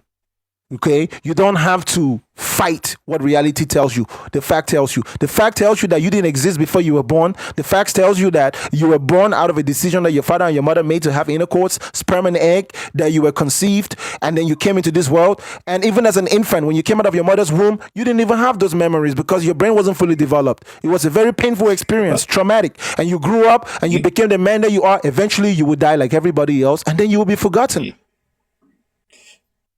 You know, when I joined the military, I have never met an atheist. And the first time I met an atheist, it was mind-blowing, some of the stuff that he was trying to put over on me. I'm not an atheist. No, I'm just saying. Yes, it's just amazing. But by definition, I guess you could put me in the category of an atheist if you're going to go by the definition that an atheist is simply someone who doesn't believe in God or gods, right? But I will identify myself as a realist. I choose to go with what we know rather than what we think is plausible or possible. You're a military guy, bro. So you definitely know what I'm talking about. When it comes to decision making, you go based on what is most certain. When someone gives you intel, you go with what is most realistic. You don't go with what is just plausible. Nah, unless go ahead. You say you're a realist. So here's something real before I get off of here. We both got to leave this earth because this is not our permanent home. So my question is to you, if this earth is not your permanent home, where's your permanent home, host? My good brother, you sound like an elder. You sound like someone who's lived longer than me. When I say elder, I mean it in that context. Have you lived for so long, my brother, and you haven't yet figured out that the final home of every man is the very soil upon which we trample? Is it something so difficult for you to accept that you have to conjure up alternate realities in your mind to deal with that reality? What man do you know whose bones and flesh have not turned to dust? Tell me of a man whose bones and flesh haven't turned to dust. I don't know, not one. But exactly, that is our final home. Not my home, my friend. Wherever else you think your home is, man, it ain't gonna go beyond the ground beneath our feet. And many men have come before you, and guess what? They've imagined and they've thought different things, and they died, and we buried the fuck out of them. So, with that being said, that one day when we leave this earth, we can say that this earth is not our home. We are never going to leave the earth. We have never left the earth. There's no human being who's ever left the earth in that context, who's ever going to leave the earth in that context. The sperm and egg that made you was on the earth. The human being that you became was on the earth. And the dead body that's left off when that human body stops functioning is on the earth, man. You ain't going nowhere. The best thing you can So, do is to enjoy life in the moment. The reason why life is in that way is because the meaning and the purpose of life is in every moment of life. So no two moments of life have the same purpose. That's why you need to practice mindfulness. In spirituality or whatever cuckoo gaga is out there, there is some substance in what they say sometimes. If you focus on your life, what do they mean by focusing on your life? Meaning that you should examine yourself, your character, your behavior, and see how you can make it efficient. That's what it is. I'm gonna share this with you, then I'm getting off here. You know, heaven and earth should pass away, but God's word is everlasting. So whether you want to accept it or not, one day you will have to. That's just poetry, my friend. If that makes you sleep at night, Okay. if that makes you sleep at night, brother, I feel your pain, man. I understand. If you got to tell yourself that to deal with the fact that you're gonna die like everybody else and turn to dust, if you got to tell yourself that to get along, bro, I have nothing wrong with that. I promise. I mean this as respectfully as possible. I don't have any problem with someone telling themselves whatever lies they want to tell themselves or whatever truths they want to tell themselves to help themselves deal emotionally with the circumstances in their lives. All I'm doing is informing you that we can observe that that's what you're doing. Now, what you Well, think you're doing and what we can observe you doing is two different things. That's all we're trying to tell you. What you say you well, believe in and what we observe in the world is two different things. The God you're describing okay. is not observable So, anywhere. okay. So with that being said, you believe what you want to believe. Let me believe what I want to believe, and we'll find out in the by and by. It's not about believing, my friend. I know what I know. I could care less about what I believe. What I believe to me is no different from the entertainment and the cartoons I watch and the fictions I watch. I think beliefs are my personal feelings. They carry within them my bias. My beliefs is a place where I can be as irrational as I want to be. I can vent out my emotions because I don't have to make my beliefs to be based on facts. You know, beliefs don't need facts. Even if I try to make my beliefs to be based on facts, the beliefs don't add any substance to the facts. So the most important way of getting information that would impact my life and my character is knowledge. I desire and seek to know things.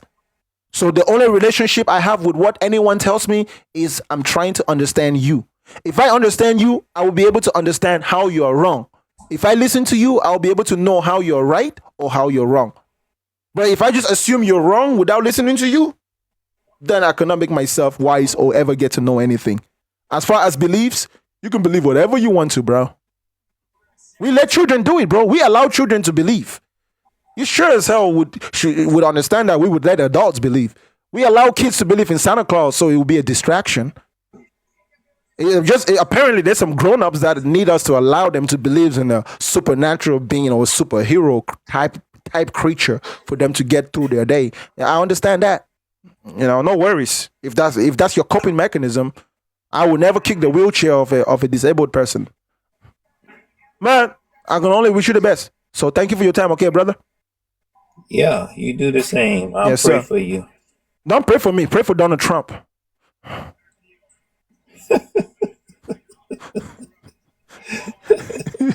Wow. I said, don't pray for me. You gonna pray for Donald Trump. Oh, Donald Trump needs your prayer right now. Let's see. What's going on, Hello? man? Do I have an echo or no? It's slight, but it's okay. Go ahead. What you got? We talked before. How are you doing, my brother? I'm doing good, bro.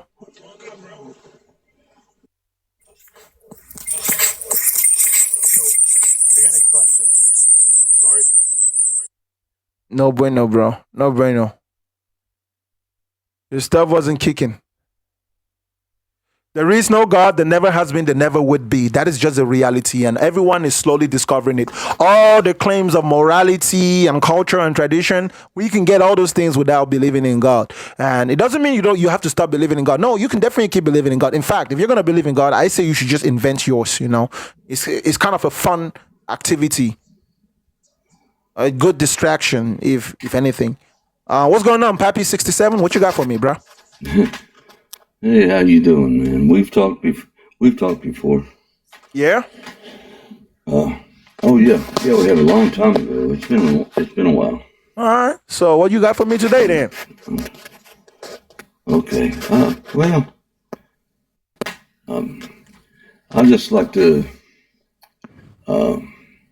I know Jesus, the Lord God, is in my life, and I know that He has total control of everything that I do. And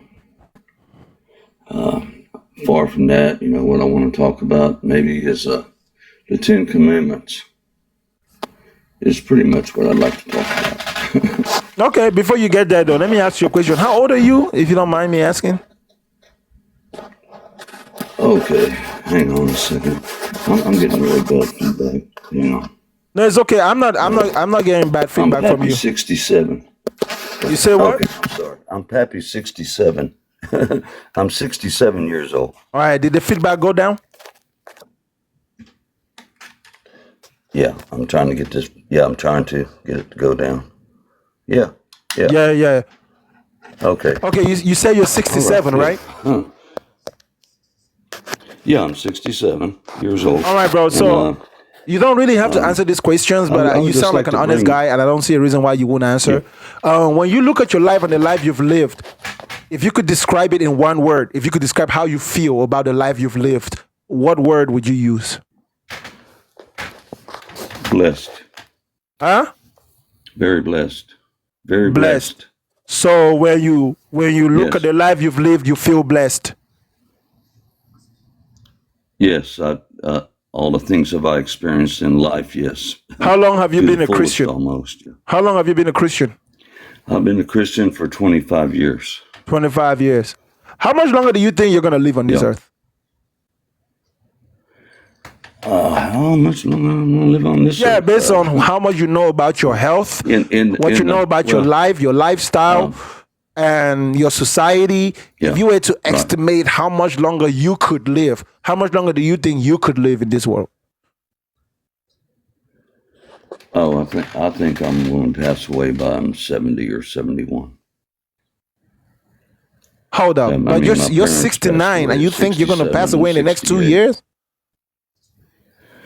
My parents, my dad passed away at 67. My mother passed away at 68. My wife of 44 years passed away at 68. I'll be 68 at the end of the month. I consider my life blessed in the fact that, just the things that I've been through and the life that I've lived and the people that I've known and the way that I was grown up. I've had a blessed life. You really? Very so blessed. Where you're sitting down right now, you're telling me that you don't believe that you believe it's highly possible that you would pass away in the next 2 years. Yes. Is it due to health issues? Is it due to lifestyle? Do you think something unfortunate will happen? Or what is it? I believe it's health issues, just how we were born. Our health issues. Okay. So my next question then is medicine has taken us far beyond.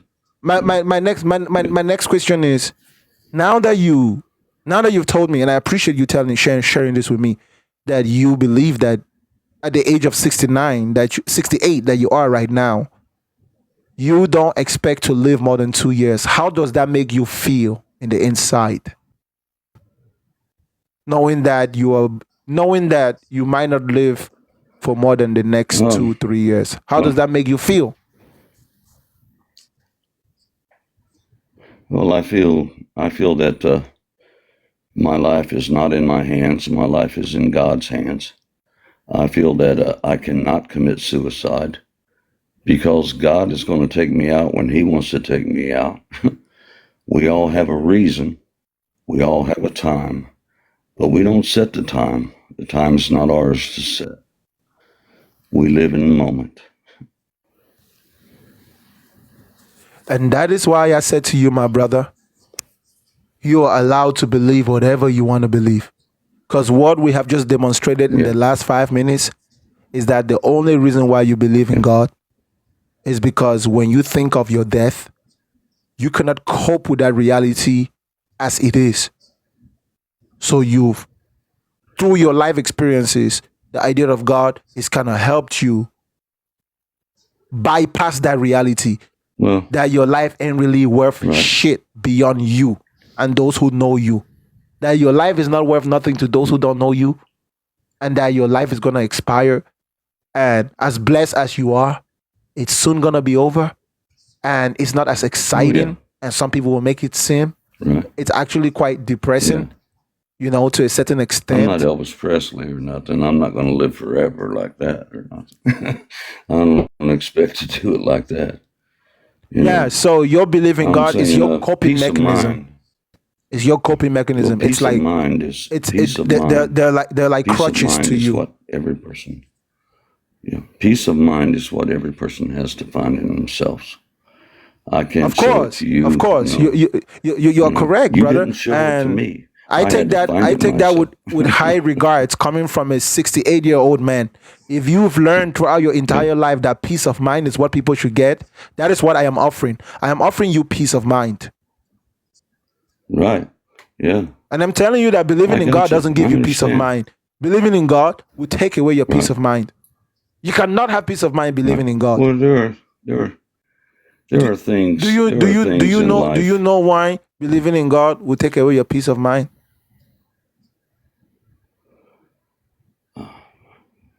The belief in of itself, Well, the belief in of itself is not there bad, is so much more but the than belief motivates people to act in a way that is not consistent with their day-to-day reality. So their day-to-day reality now becomes a burden to them.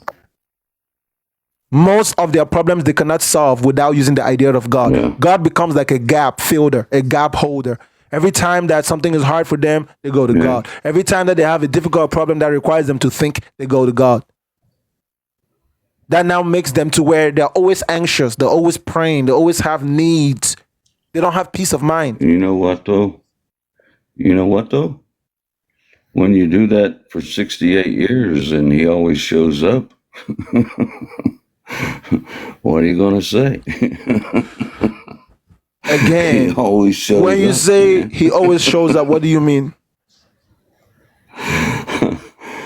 What do I mean? Wow. When you can't look left, right, north, south, anywhere else, when you have no way am I going to live through this.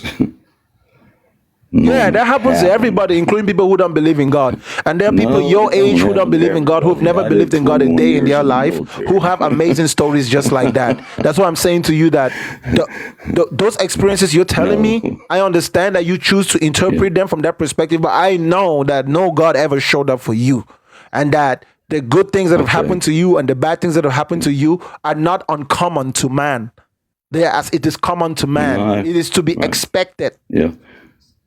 It has nothing to do with divine, supernatural beliefs, no matter how firmly you believed it in your heart. Let's say that you were almost in an accident and you survive, and you choose to believe that God saved you. You can believe it as hard as the hardest thing on earth, and it still won't be true. Because the person who died in the accident, God sets the time. That's all I'm saying at the beginning. No, God doesn't set the time. You set the time. I cannot. No, listen. Wait a minute. No, you set the time. You set the time. I cannot commit suicide. If I can. Why is that even an option? Why is that even an option? Why did you even bring that up? I'm just explaining. Have you contemplated it? Of course. You see what I said to you, brother? Okay, I understand you. If you've reached the point, bro, anybody who reaches the point where they've contemplated unaliving themselves has reached a level of depression where they just need something to help them cope. And for you, it seems like your belief in God is helping you cope. Well, bro, when I searched for him, I found him, and actually he found me. Yeah, and yeah, yeah, explain yeah, things to yeah, me bro. that Like what? I had no idea. Yeah, no, I no, had no no worries. idea. I do not believe that story, but I respect that it's doing for you what you need in order to make it from day to day. I don't believe anything you I just said did to me 21 about years. God meeting you. Yeah. Yeah, I did 21 listen, bro. years in the military, man. I did 21 years in the military. I'm retired in the military. I know life and how things go and how the Lord can grasp you out of things, or just at least Hey, Papi. all at 1 second, it just happens. Hey, it just so happens that you can't do this. Hey, You're brother, pulled out of brother. this Let me give you an Yeah. advice, and if you act upon this advice, Yeah. I want you to come back and thank me, okay? And by thanking me, you will let me know that you did it, because I think it will do you a lot of good. And I'm about to ask you a personal question. You don't really have to answer, but if you can give me confirmation, because I think that it's necessary. Brother, are you still sexually capable? No, absolutely not. Oh, god damn. Oh, my advice is useless. I was going to tell you that you probably just need something half your age. No. And even if you have to pay for it. I mean, not for the last. Well, I mean, my wife for 44 years. Yeah, it's okay. It's okay. I thought that maybe if you got you some, I thought that maybe if you got you some, it could. Because, bro, in ancient times, it was always good to raise a family and have kids and have a legacy, so that in your old age they will bring you a much younger woman to keep you company. The company of a much younger woman to an older man. When I mean younger, I'm not talking about kid, obviously, right? Nothing 30 or below. But like if you're 68 and you had like a 38, 40-year-old woman that loved you, taking care of you, your life would be so much better. But your religion will not let you do it. Your religion will not allow you to have a concubine. Right now, all your assets, you have enough money right now to find a young woman who might need your help. Take her. She keeps you company. You leave her a little bit of an inheritance. And it shouldn't even matter if she got kids or not. But get you a younger woman. Get you a younger woman, beautiful daughters. No, you want a woman. You want someone for you. Yeah. Listen, out of all the bonds that a man can have in this world, the bond a man can have with a woman is not comparable with anything else, no matter what anyone says. The relationship between a man and a woman cannot be replicated in any way, shape, or form. It is a unique experience. You might be able to have an experience that resembles it, but it's different. It's different, especially when it comes healing to the soul. If the woman that you build your family with has passed away, she would have been the best person. If she's passed away, that's understandable. Well, let me tell you something, okay? Let me tell you something.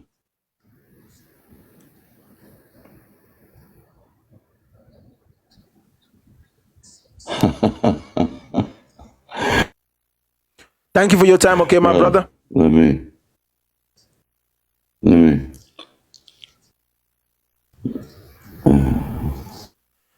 You see what I'm saying?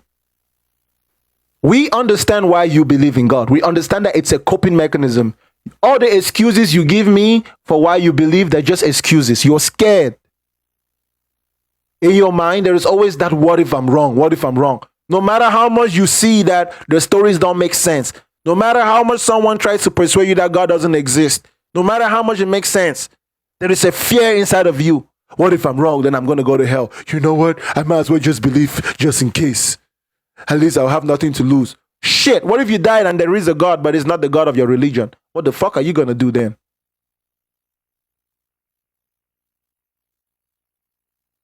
What if you die and it's not the God of your religion? You wasted all that time worshiping the wrong God. You was right that there was a God. It just wasn't yours. What's going on, Sister Florida? Hi, I wanted to speak to that guy. I got an echo. Oh boy. Are you still echoing? Hello. Yeah, are you still echoing? No, I don't think so now. If I am, I can't hear it. You're not echoing anymore, right? Say 1, 2, 3, 4, 5. Now I'm not. Nope. Okay. Oh, yes, I am. Yes, I am. But I'll just try to get through it. I wonder, can he still hear me? I can hear you. I'm talking about the guy that was just on. Or What did you is want to he say to still? him? You know, I'm only looking for opposition. It seems that you agree with me. I was looking at your comments in the Yeah, comment I section. do. I do agree with you. Yes, and I agree that the God is just a comfort to life. I want to say that he's just a comfort to life, and there is no sky daddy, and everybody needs this comfort, like you were saying. You were saying the same thing, but I really, because it took so long to get through, I forgot what I was going to really tell him. But there is no sky daddy. All right, No. sister. Thank you. I appreciate you. We're on the same page. Thank you.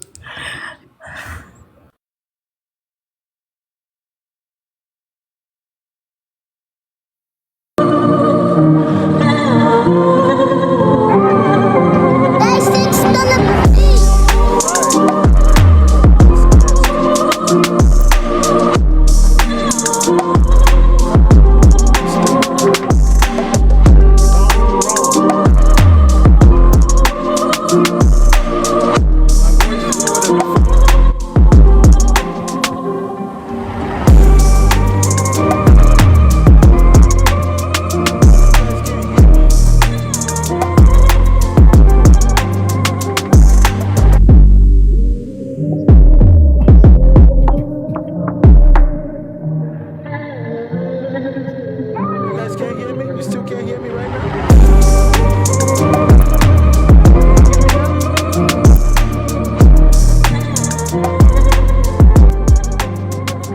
How about now?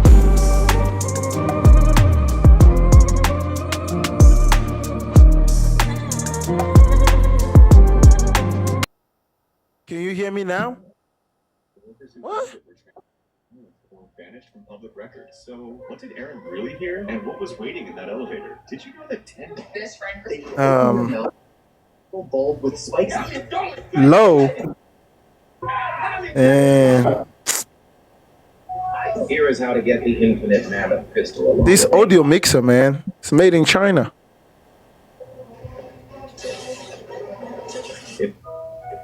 This is Wendy. You say you can hear a little bit. Why is it just a little bit? My microphone is good. All right, man, what's going on, Don Juan? All right, Don Juan is not with us. He's watching cartoons. Next guest. There is no God, there never has been, there never would be. Ladies and gentlemen, thank you so much for getting to 125,000 likes. Please keep tapping the screen. Let's try to reach 200,000. The more likes we get, maybe the longer I'll stay online, because if the algorithm ain't picking up, sometimes it's discouraging to stay on here. But if you're being entertained, please tap the screen, tap the screen. Thank you so much. What's going on, bro? Can you hear me? I can hear you. What you got? So I just wanted to ask a couple questions. Like, I just want to understand atheists a little better. I'm not an atheist. I'm just someone who doesn't believe in God.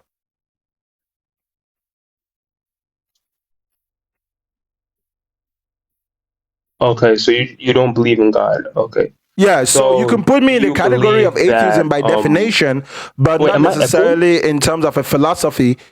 I have my own unique philosophy.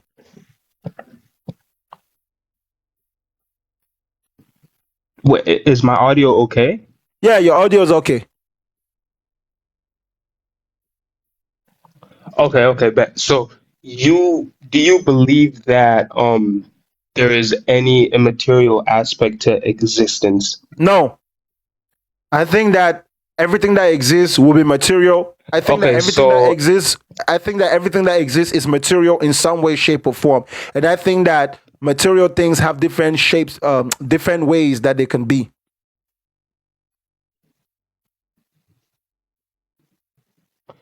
so everything is reducible to matter. Everything that exists, yes, exists as some form of matter, some form. And there might be some forms of matter that we haven't even discovered yet. We just recently discovered dark matter.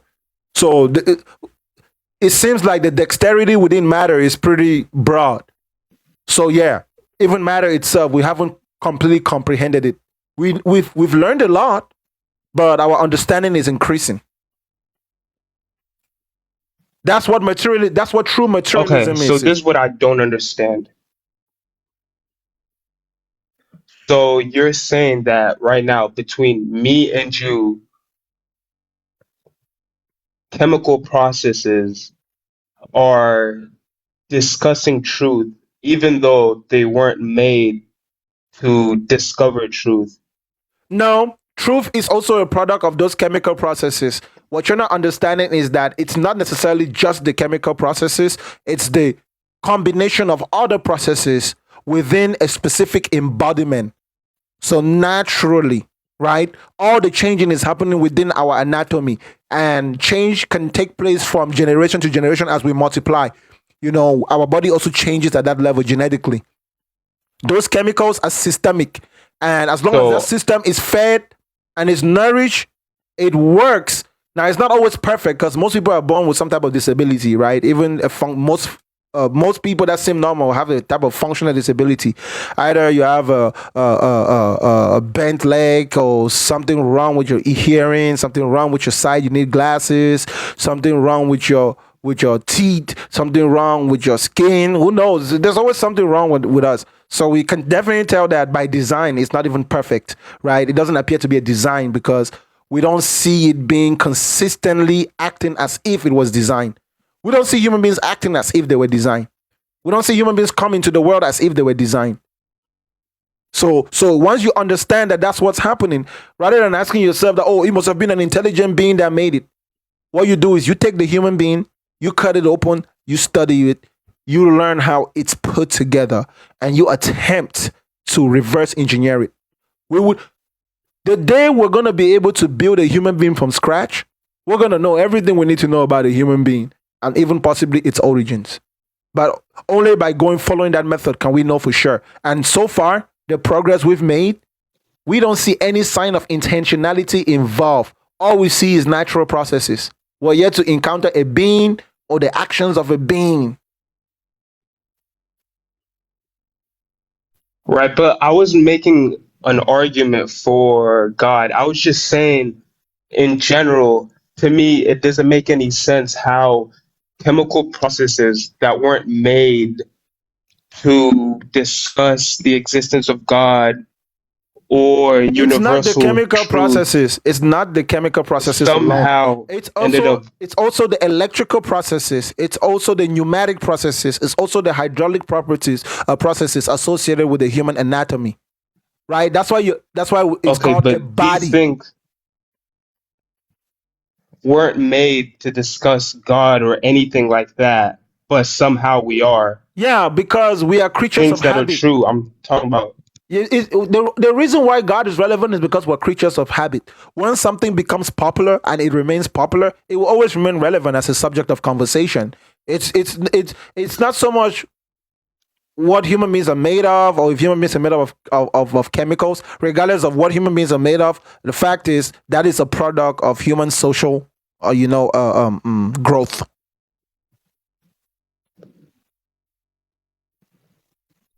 Okay, I'm not saying that you're right, but how can you even trust your mind that came to that I trust my mind conclusion because when my it mind wasn't gives me even consistent made results to when I have come to the problems. correct conclusions?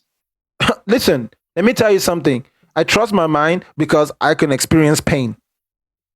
Okay, and you know what's amazing about that whole "do you trust your mind" argument that some people make? In real time, if someone puts a gun to your head, you would know if you trust your mind. You know if you're alive, right? When there's an imminent threat to life, that's when you feel the most alive, right? When there's danger, adrenaline. We call it adrenaline, right?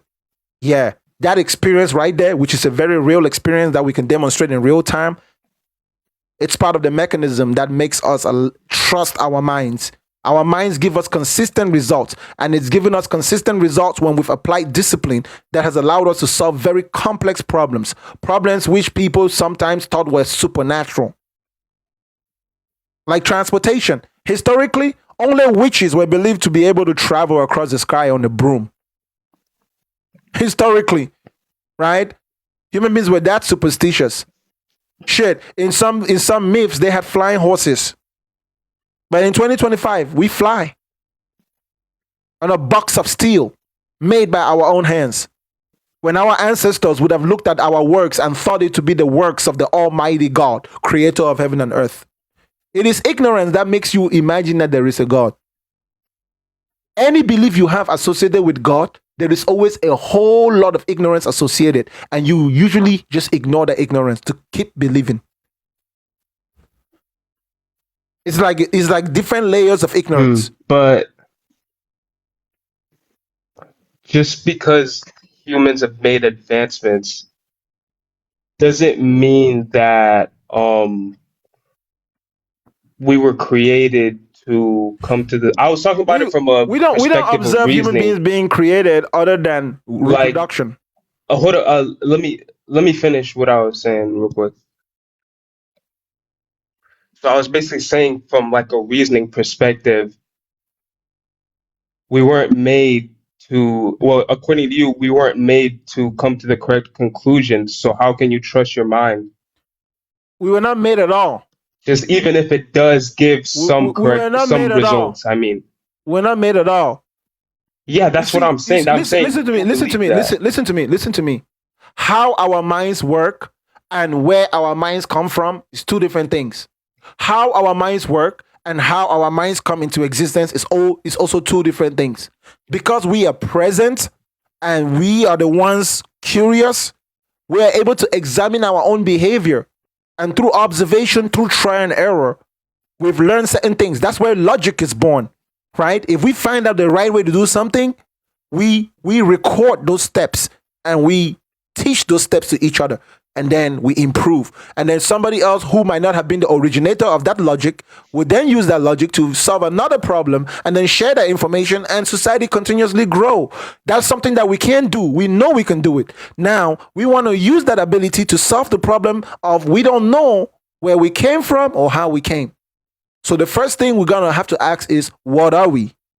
Well, the best way to answer what we are is to observe ourselves. We observe how we behave, how we act, how we talk. And then once we're done with external observation, we have to check inside. What's inside of our heads? How does it work? You know, what's inside of our stomachs? How does it work? And you can see that throughout the last 300 years, those questions and the actions associated with them have led us to make tremendous progress. We are now at the point in human history where we can take the heart out of one human being and put it in another. That is groundbreaking. That is an action which was relegated to the gods just to about 50 years ago. About 50 years ago, you could have gone to some places in the world and told people that you can take their heart out of a human being and put it in another, and they'll look at you like a demon or an angel or some type of supernatural being. If you told Christopher Columbus that you could leave Europe and go to the Americas in 8 hours, he'll look at you like a madman. Who knows what humans are going to be capable of doing 500 years from now, 1,000 years from now? There's probably a whole bunch of shit that we're over here thinking is supernatural. But human beings in the future, you're probably going to be able to teleport from America to Europe in about 5 minutes, 6 minutes. It's going to be so normal to them. Teleporting and going to the teleportation ports is going to be for them as going to the airport for us. And that's if society continues in this same my point trajectory.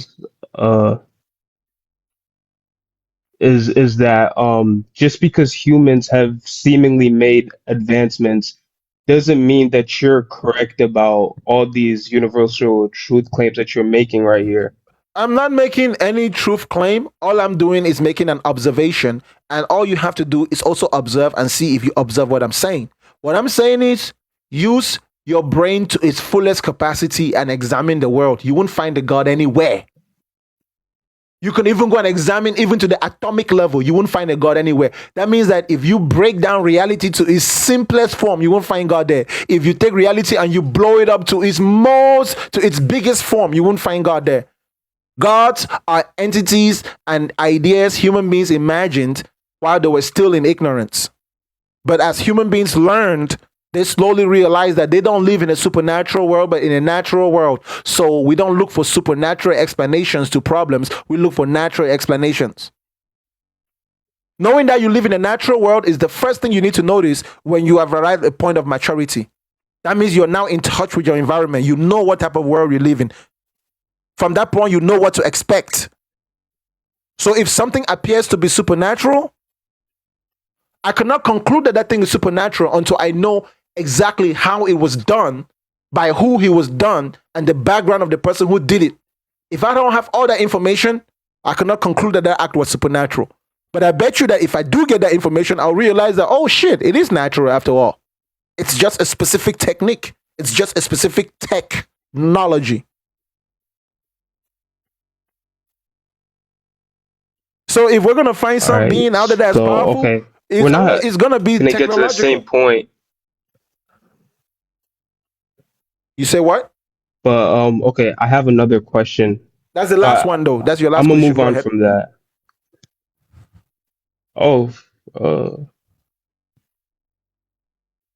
Okay, so what I'm asking is if we're all, I guess, the product of material processes, right? So including our thoughts and our words, why do you spend so much time arguing with other people about this? Because it's not their fault God that they is believe in this. irrational. It's just the processes that occur Believing in God is irrational. in their mind, in their brain. Believing in God is irrational, and it's not their fault they believe in that. Yes, I understand. Believing in God is irrational, and we found out that by thinking rationally, human beings are able to solve problems, and society is able to move forward. So we aspire to produce as many rationally thinking human beings as possible. So in an effort to contribute to that effort, I come to the internet and I do my part. Now, my goal is not to persuade you. My goal is to trigger thought within you, right? Perhaps you go and revisit those old doubts you had. You re-ask those questions. Perhaps you confront your leaders. Perhaps you re-examine what you thought you knew. My advice to Christians or religious people is read your damn religious book. Especially you Christians. But why? Why do you care about what I think? It's not my fault. Because we live in the same world. My thoughts are independent. No, wait, listen. No, listen to me. Let me finish. It's not my fault what I believe. My thoughts are dependent upon that is irrespective. It is processes, that applies material processes. That applies to all of us. That applies to all of us, but we cannot change. It doesn't take away from the reality that no matter what you think of how you think of it, we are here and we have no choice but to live with each other. If I say to you that we're just chemicals, it still doesn't change the fact that I still need to go to work and work. That reality is there. You're not escaping it. And that reality, we don't observe it being put in place by a God or anyone. It's happening naturally. That we know. So when we operate within what we know, we don't pretend as if we don't know it.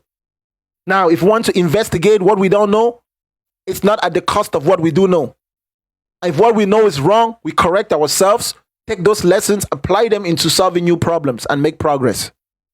The goal is to produce rationally thinking human beings. Rationality is the best discipline and formula or way of thinking in terms of improving our standard of living. That's pretty much the difference between us and animals. We think rationally. You're just giving arbitrary reasons. It's not why you care about chemicals. The fact that you and I are present right now talking to each other, it's a fact objectively. It's not arbitrary. We cannot pretend because this is experience in real time. So when we begin to examine the world, we begin with the very real reality, which is real time. We start from real time and then we explore things that are slightly outside the realm of real time. And we can go as far back. But we always start in real time. Why should I even trust anything you say? Because I can. You're just a slave to the processes that occur in your mind. Hold up. Let me ask you a question, okay? What is this? It's a phone. Okay, I'm going to ask you another question, okay? Okay. What is this? It's a phone. Okay. Last question. And you have to answer this one. Be very careful. Listen carefully. The same question. What is this? A phone? There you go. You passed it. That's how I know I can trust my mind. If you didn't know you could trust your mind, you would have thought that I was asking for a different answer. But your mind, no matter how you think it came about, no matter where you think it came from, your mind is able to respond to stimulus in real time. We cannot pretend like this is fake. This is real. And if you think it's fake, how about you go in the street and someone try to rob you? If they slap you, if that doesn't hurt, then you can say it doesn't matter. But if it hurts, then it matters. And it's fake. But I'm saying, wait, so do you believe that we are in control of our actions? We have a certain level of control over our actions. Yes. How? We have autonomy to act within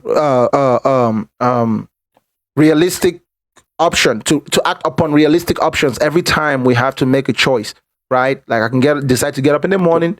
I can decide to go to the bathroom first, sit down, drop a fat shit. Okay, but everything is reducible I could decide to matter, to go and brush my including teeth. our thoughts and actions. Those are actions. Say that again. I said everything is reducible to matter, including our thoughts and actions, so they come from processes. Yeah, but so the processes occur first, and then we act. Our thoughts and actions can be combined in different patterns to allow us to solve problems. That's real. The fact that you're talking to me is real right now. You shouldn't even be asking me those questions while talking to me. Do you have any doubt right now that you're the one talking to me? No. Okay, so your questions are all irrelevant. No, but that's because the simple act of asking the question is already validating how we know. I'm saying I trust my mind. If how we know it's a mystery, you wouldn't even ask me that question. I'm saying I trust my mind because I believe I have an immaterial mind, and through it I can act. No, you trusted your mind, which comes from God. Listen, bro, you trusted your mind. You trusted your mind even before you had those beliefs. So stop lying. A 5-year-old. I had no reason to back then. I had no good reason. A 5-year-old doesn't understand the intricacies of religion and beliefs, but a 5-year-old trusts his mind when he's hungry and he knows that he can go and get a cookie. That doesn't mean they're right. That doesn't mean it has a good reason to. Yes, he has a good reason. The 5-year-old is a rational being that is able to detect when it's hungry and then go and get a specific food that it wants. It doesn't need to believe in an immaterial God before it's able to go and get food to eat. Our actions and behavior are independent of what we believe in the beginning of our lives. But as we get older, our beliefs begin to affect our actions a lot. In fact, in the very beginning, when you're born, right? When you're born, you can't help yourself. So your actions at that point is not based on your beliefs. Partly instinct, partly a response to what your parents do. But as you begin to get older and you begin to have responsibility, you begin to realize that, okay, now I have to start making decisions intentionally. Okay, but back to the 5-year-old. My point is with the 5-year-old, its mind is the product of random processes. So why should it trust it? Because the random processes produced order. You cannot derive Listen to me again. Listen to me again. Listen to me again. Listen to me again. Listen to me again. Everything you're saying is arbitrary. Listen to me again. Those random processes produce order, and that order, it has utility. It can be used. It's practical. Okay, but how do you know it's order? Because it's practical. Practical in what sense? That you can act upon it as prescribed, as observed, as described. That if you follow those instructions as described, you can definitely get water from the stream and drink. Right? If I told you that, hey, go over there, take that cup, bend down, tip the cup over, take that water, drink that water, you can do it. Okay, but where is the objective standard that says that your conclusion is correct?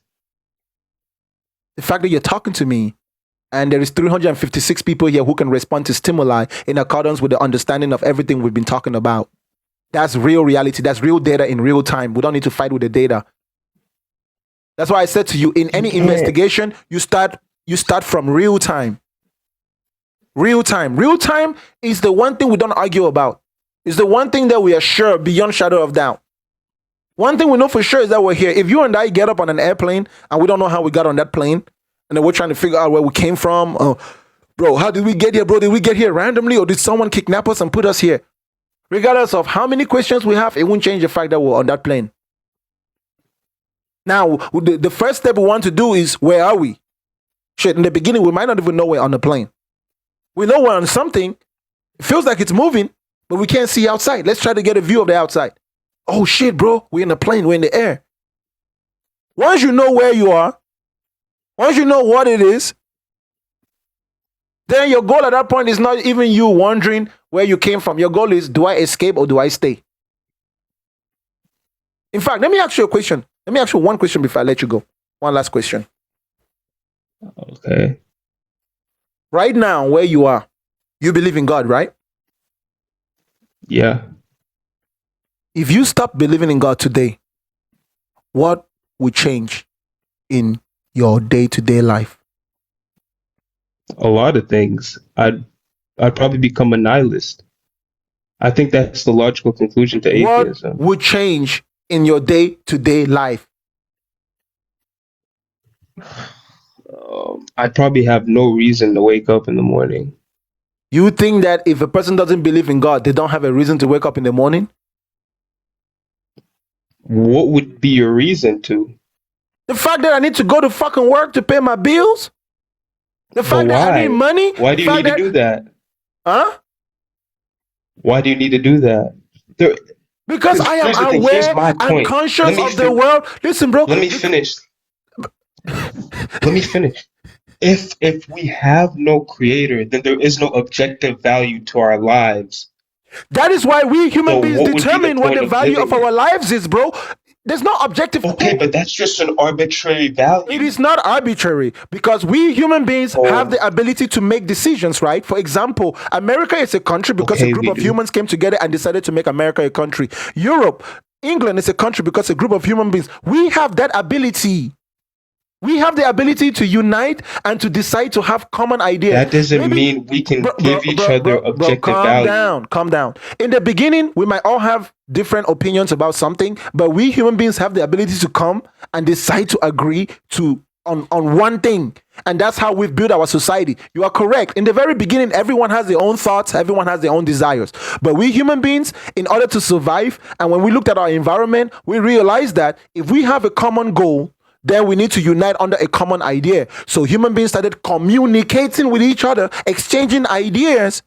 And by exchanging ideas, they found common ground. Upon those common grounds, they built nations, they built tribes, they built empires, they built sciences, they built studies, they built kingdoms, they built technologies. And the more united we are, the more efficient we are. But of course, in the beginning, everyone has their own mind. When we go to school, everyone has their own mind. That's why they teach us teamwork. Listen. Did you ever learn about teamwork when you were going to school? You don't get my point. If there is no God, there is no objective standard. Yes, I did. We don't need an objective standard. We just need a common standard. Okay. But this is what I'm saying. Let me finish. No. If there is no God, there is no objective standard for anything. We don't need an objective everything standard. That you're saying is arbitrary. We don't need an objective standard for anything. And don't. That's your opinion. Again, no, that's the reality of the world. That is the reality of the world. The U.S. government is the government. Bro, the U.S. government is the government of the American people. True or false? You can't claim anything to be necessarily true. I am asking you. The U.S. government is the government of the American people. True or false? But I'm talking about it from like an objective, the U.S. government, like when it comes to our value is the government of the American beings. people. True or false? Just answer my question. True or false? Well, if we're being True or false, bro? completely Is the U.S. consistent, government, bro? Is the U.S. government the government of the American people? I don't think you can trust your mind to know that. Bro, I'm asking you a question. You don't know? If I'm as a theist, I can say yes because I can trust my No, you're mind. Yes. confused. I'm asking you for the facts. I don't care what you Yeah, are. I Just give said me the true because I can facts. trust my mind. I don't care if True, you but trust you your mind. can't If you trust. know, tell me. If you don't know, just say I you don't said know. true. I said true because I can trust my mind. Brother, so either you know or you don't know. Are you saying you don't know? I've said true a million times Brother, because are I you can trust my saying you don't mind. know? I've said true a million times. So, okay, let me ask you again. The U.S. government is the government of the American people, right? Yes, because I can trust my How many mind. people make up the American people? 340 million. Who decided that the American government will be the government of the American people? And what objective standard did that person use to determine that? The people.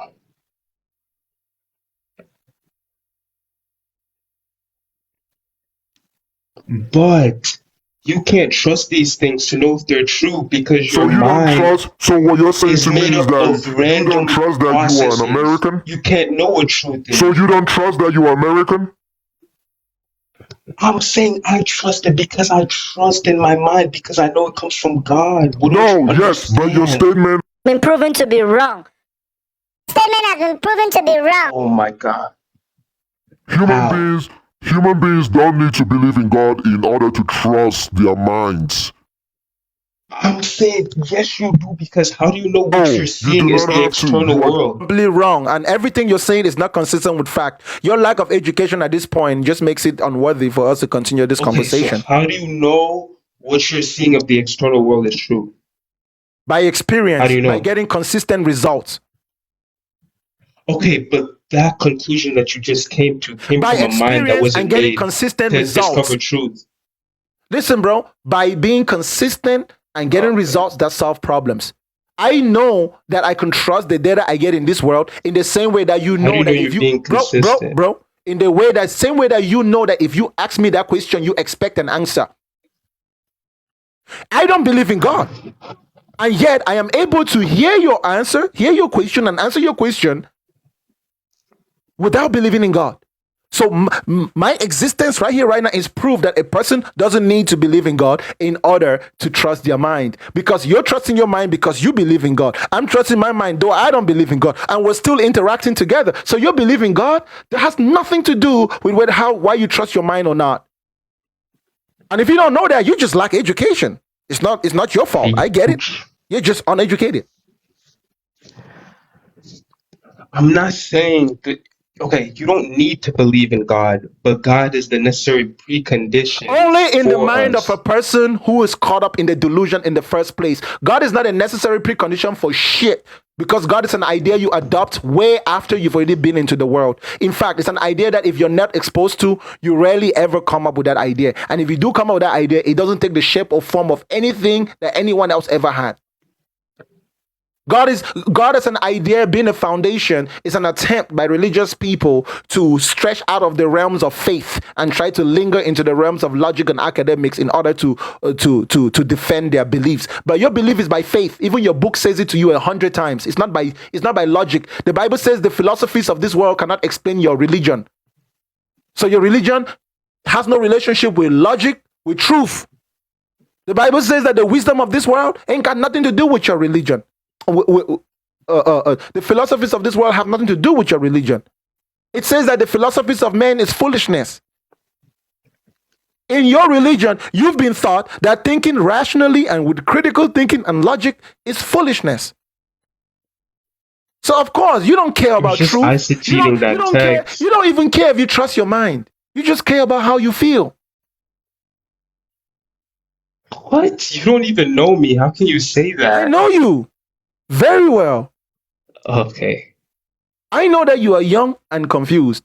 And I know that what you believe in, you cannot live by it. And you struggle with it. And you wonder sometimes why you aren't able to live out what you want to live out the way you need to.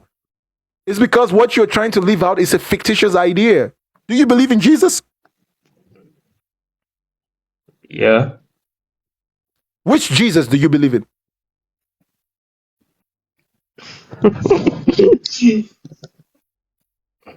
I guess the Christian Jesus, that Jesus is God. Which Christian Jesus do you believe in? There's many ones. There's many of them. I mean, do you believe in the Catholic not Jesus? really. The one who has such a close relationship with his mother? Do you believe in the Protestant Jesus, but the one who is just the Son of God, but not God himself? Do you believe in the modalist Jesus, the one who is actually God himself? Do you believe in the Mormon Jesus, the one who was brought us? Majority of Christian denominations believe in the same Jesus. Nope, all different Jesuses. In fact, I have never met two Christians who have the exact same Jesus. I have never met two Christians who have the exact same Jesus. That doesn't mean he's not God. No, that means that Jesus is a fictional character. Just that you're never going to meet two people that have the exact same Superman in their mind, or the same exact idea of Santa Claus in their mind, or the same idea of the Tooth Fairy in their minds. That is actually a common observation with fictitious and myths. If I said to you that tell me what Zeus looks like, you're going to give me an image of Zeus that's unique to you. And you know that Zeus is the almighty god of the Olympians. You just don't believe in Zeus, but you can still imagine Zeus in your head. And if I think of Zeus, I'm not going to imagine it the way you do. The same way when I say Jesus, you don't imagine Jesus in the same way. You don't view Jesus in the same way. You don't understand Jesus in the same way.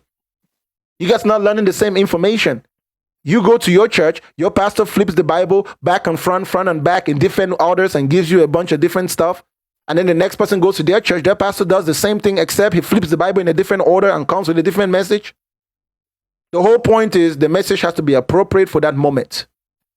And it has to guarantee that the people are going to come back the next Sunday. You are caught in a system. But centuries ago, people had completely different ideas about what the universe is and the sun's position relative to the earth. But that doesn't mean that... What's it called? No, hold up. That was low-key a bad analogy. It's okay. You don't have to go there, bro. In fact, before I let you go, tell me, bro, what sin do you struggle with the most? Don't lie. I'd have to think about it. You don't have to think about it. You struggle with masturbation the most. No, I don't, bro.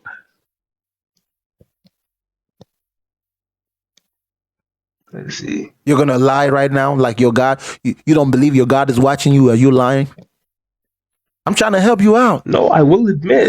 If you can't be honest with yourself, but if you can't be honest with yourself, how can I help you? I do admit I do lust, but that's definitely not my biggest one for sure. You have something that is worse than masturbation?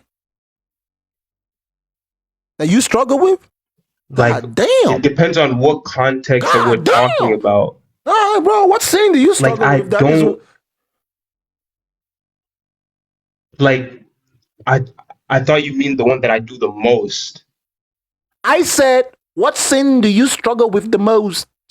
You can't stop even when you want to. Exactly, the one that I do the most, right? That you can't stop even when you want to.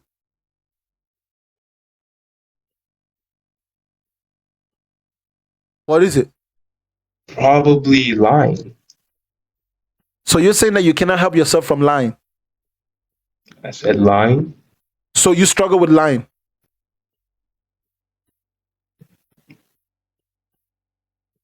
So you struggle with lying so much that you lie even when you don't want to lie. You're saying to me that you struggle with lying so much that you lie even when you don't want to lie?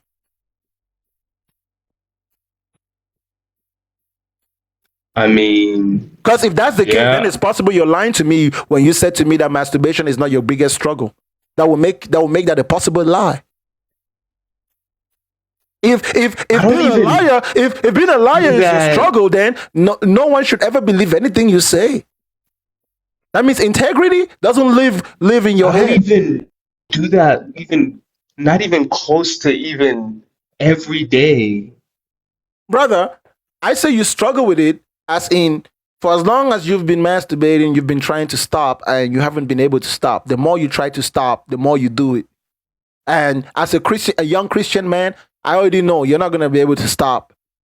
It's going to get worse until you get married. It's going to get worse. It's going to destroy your relationship with your wife.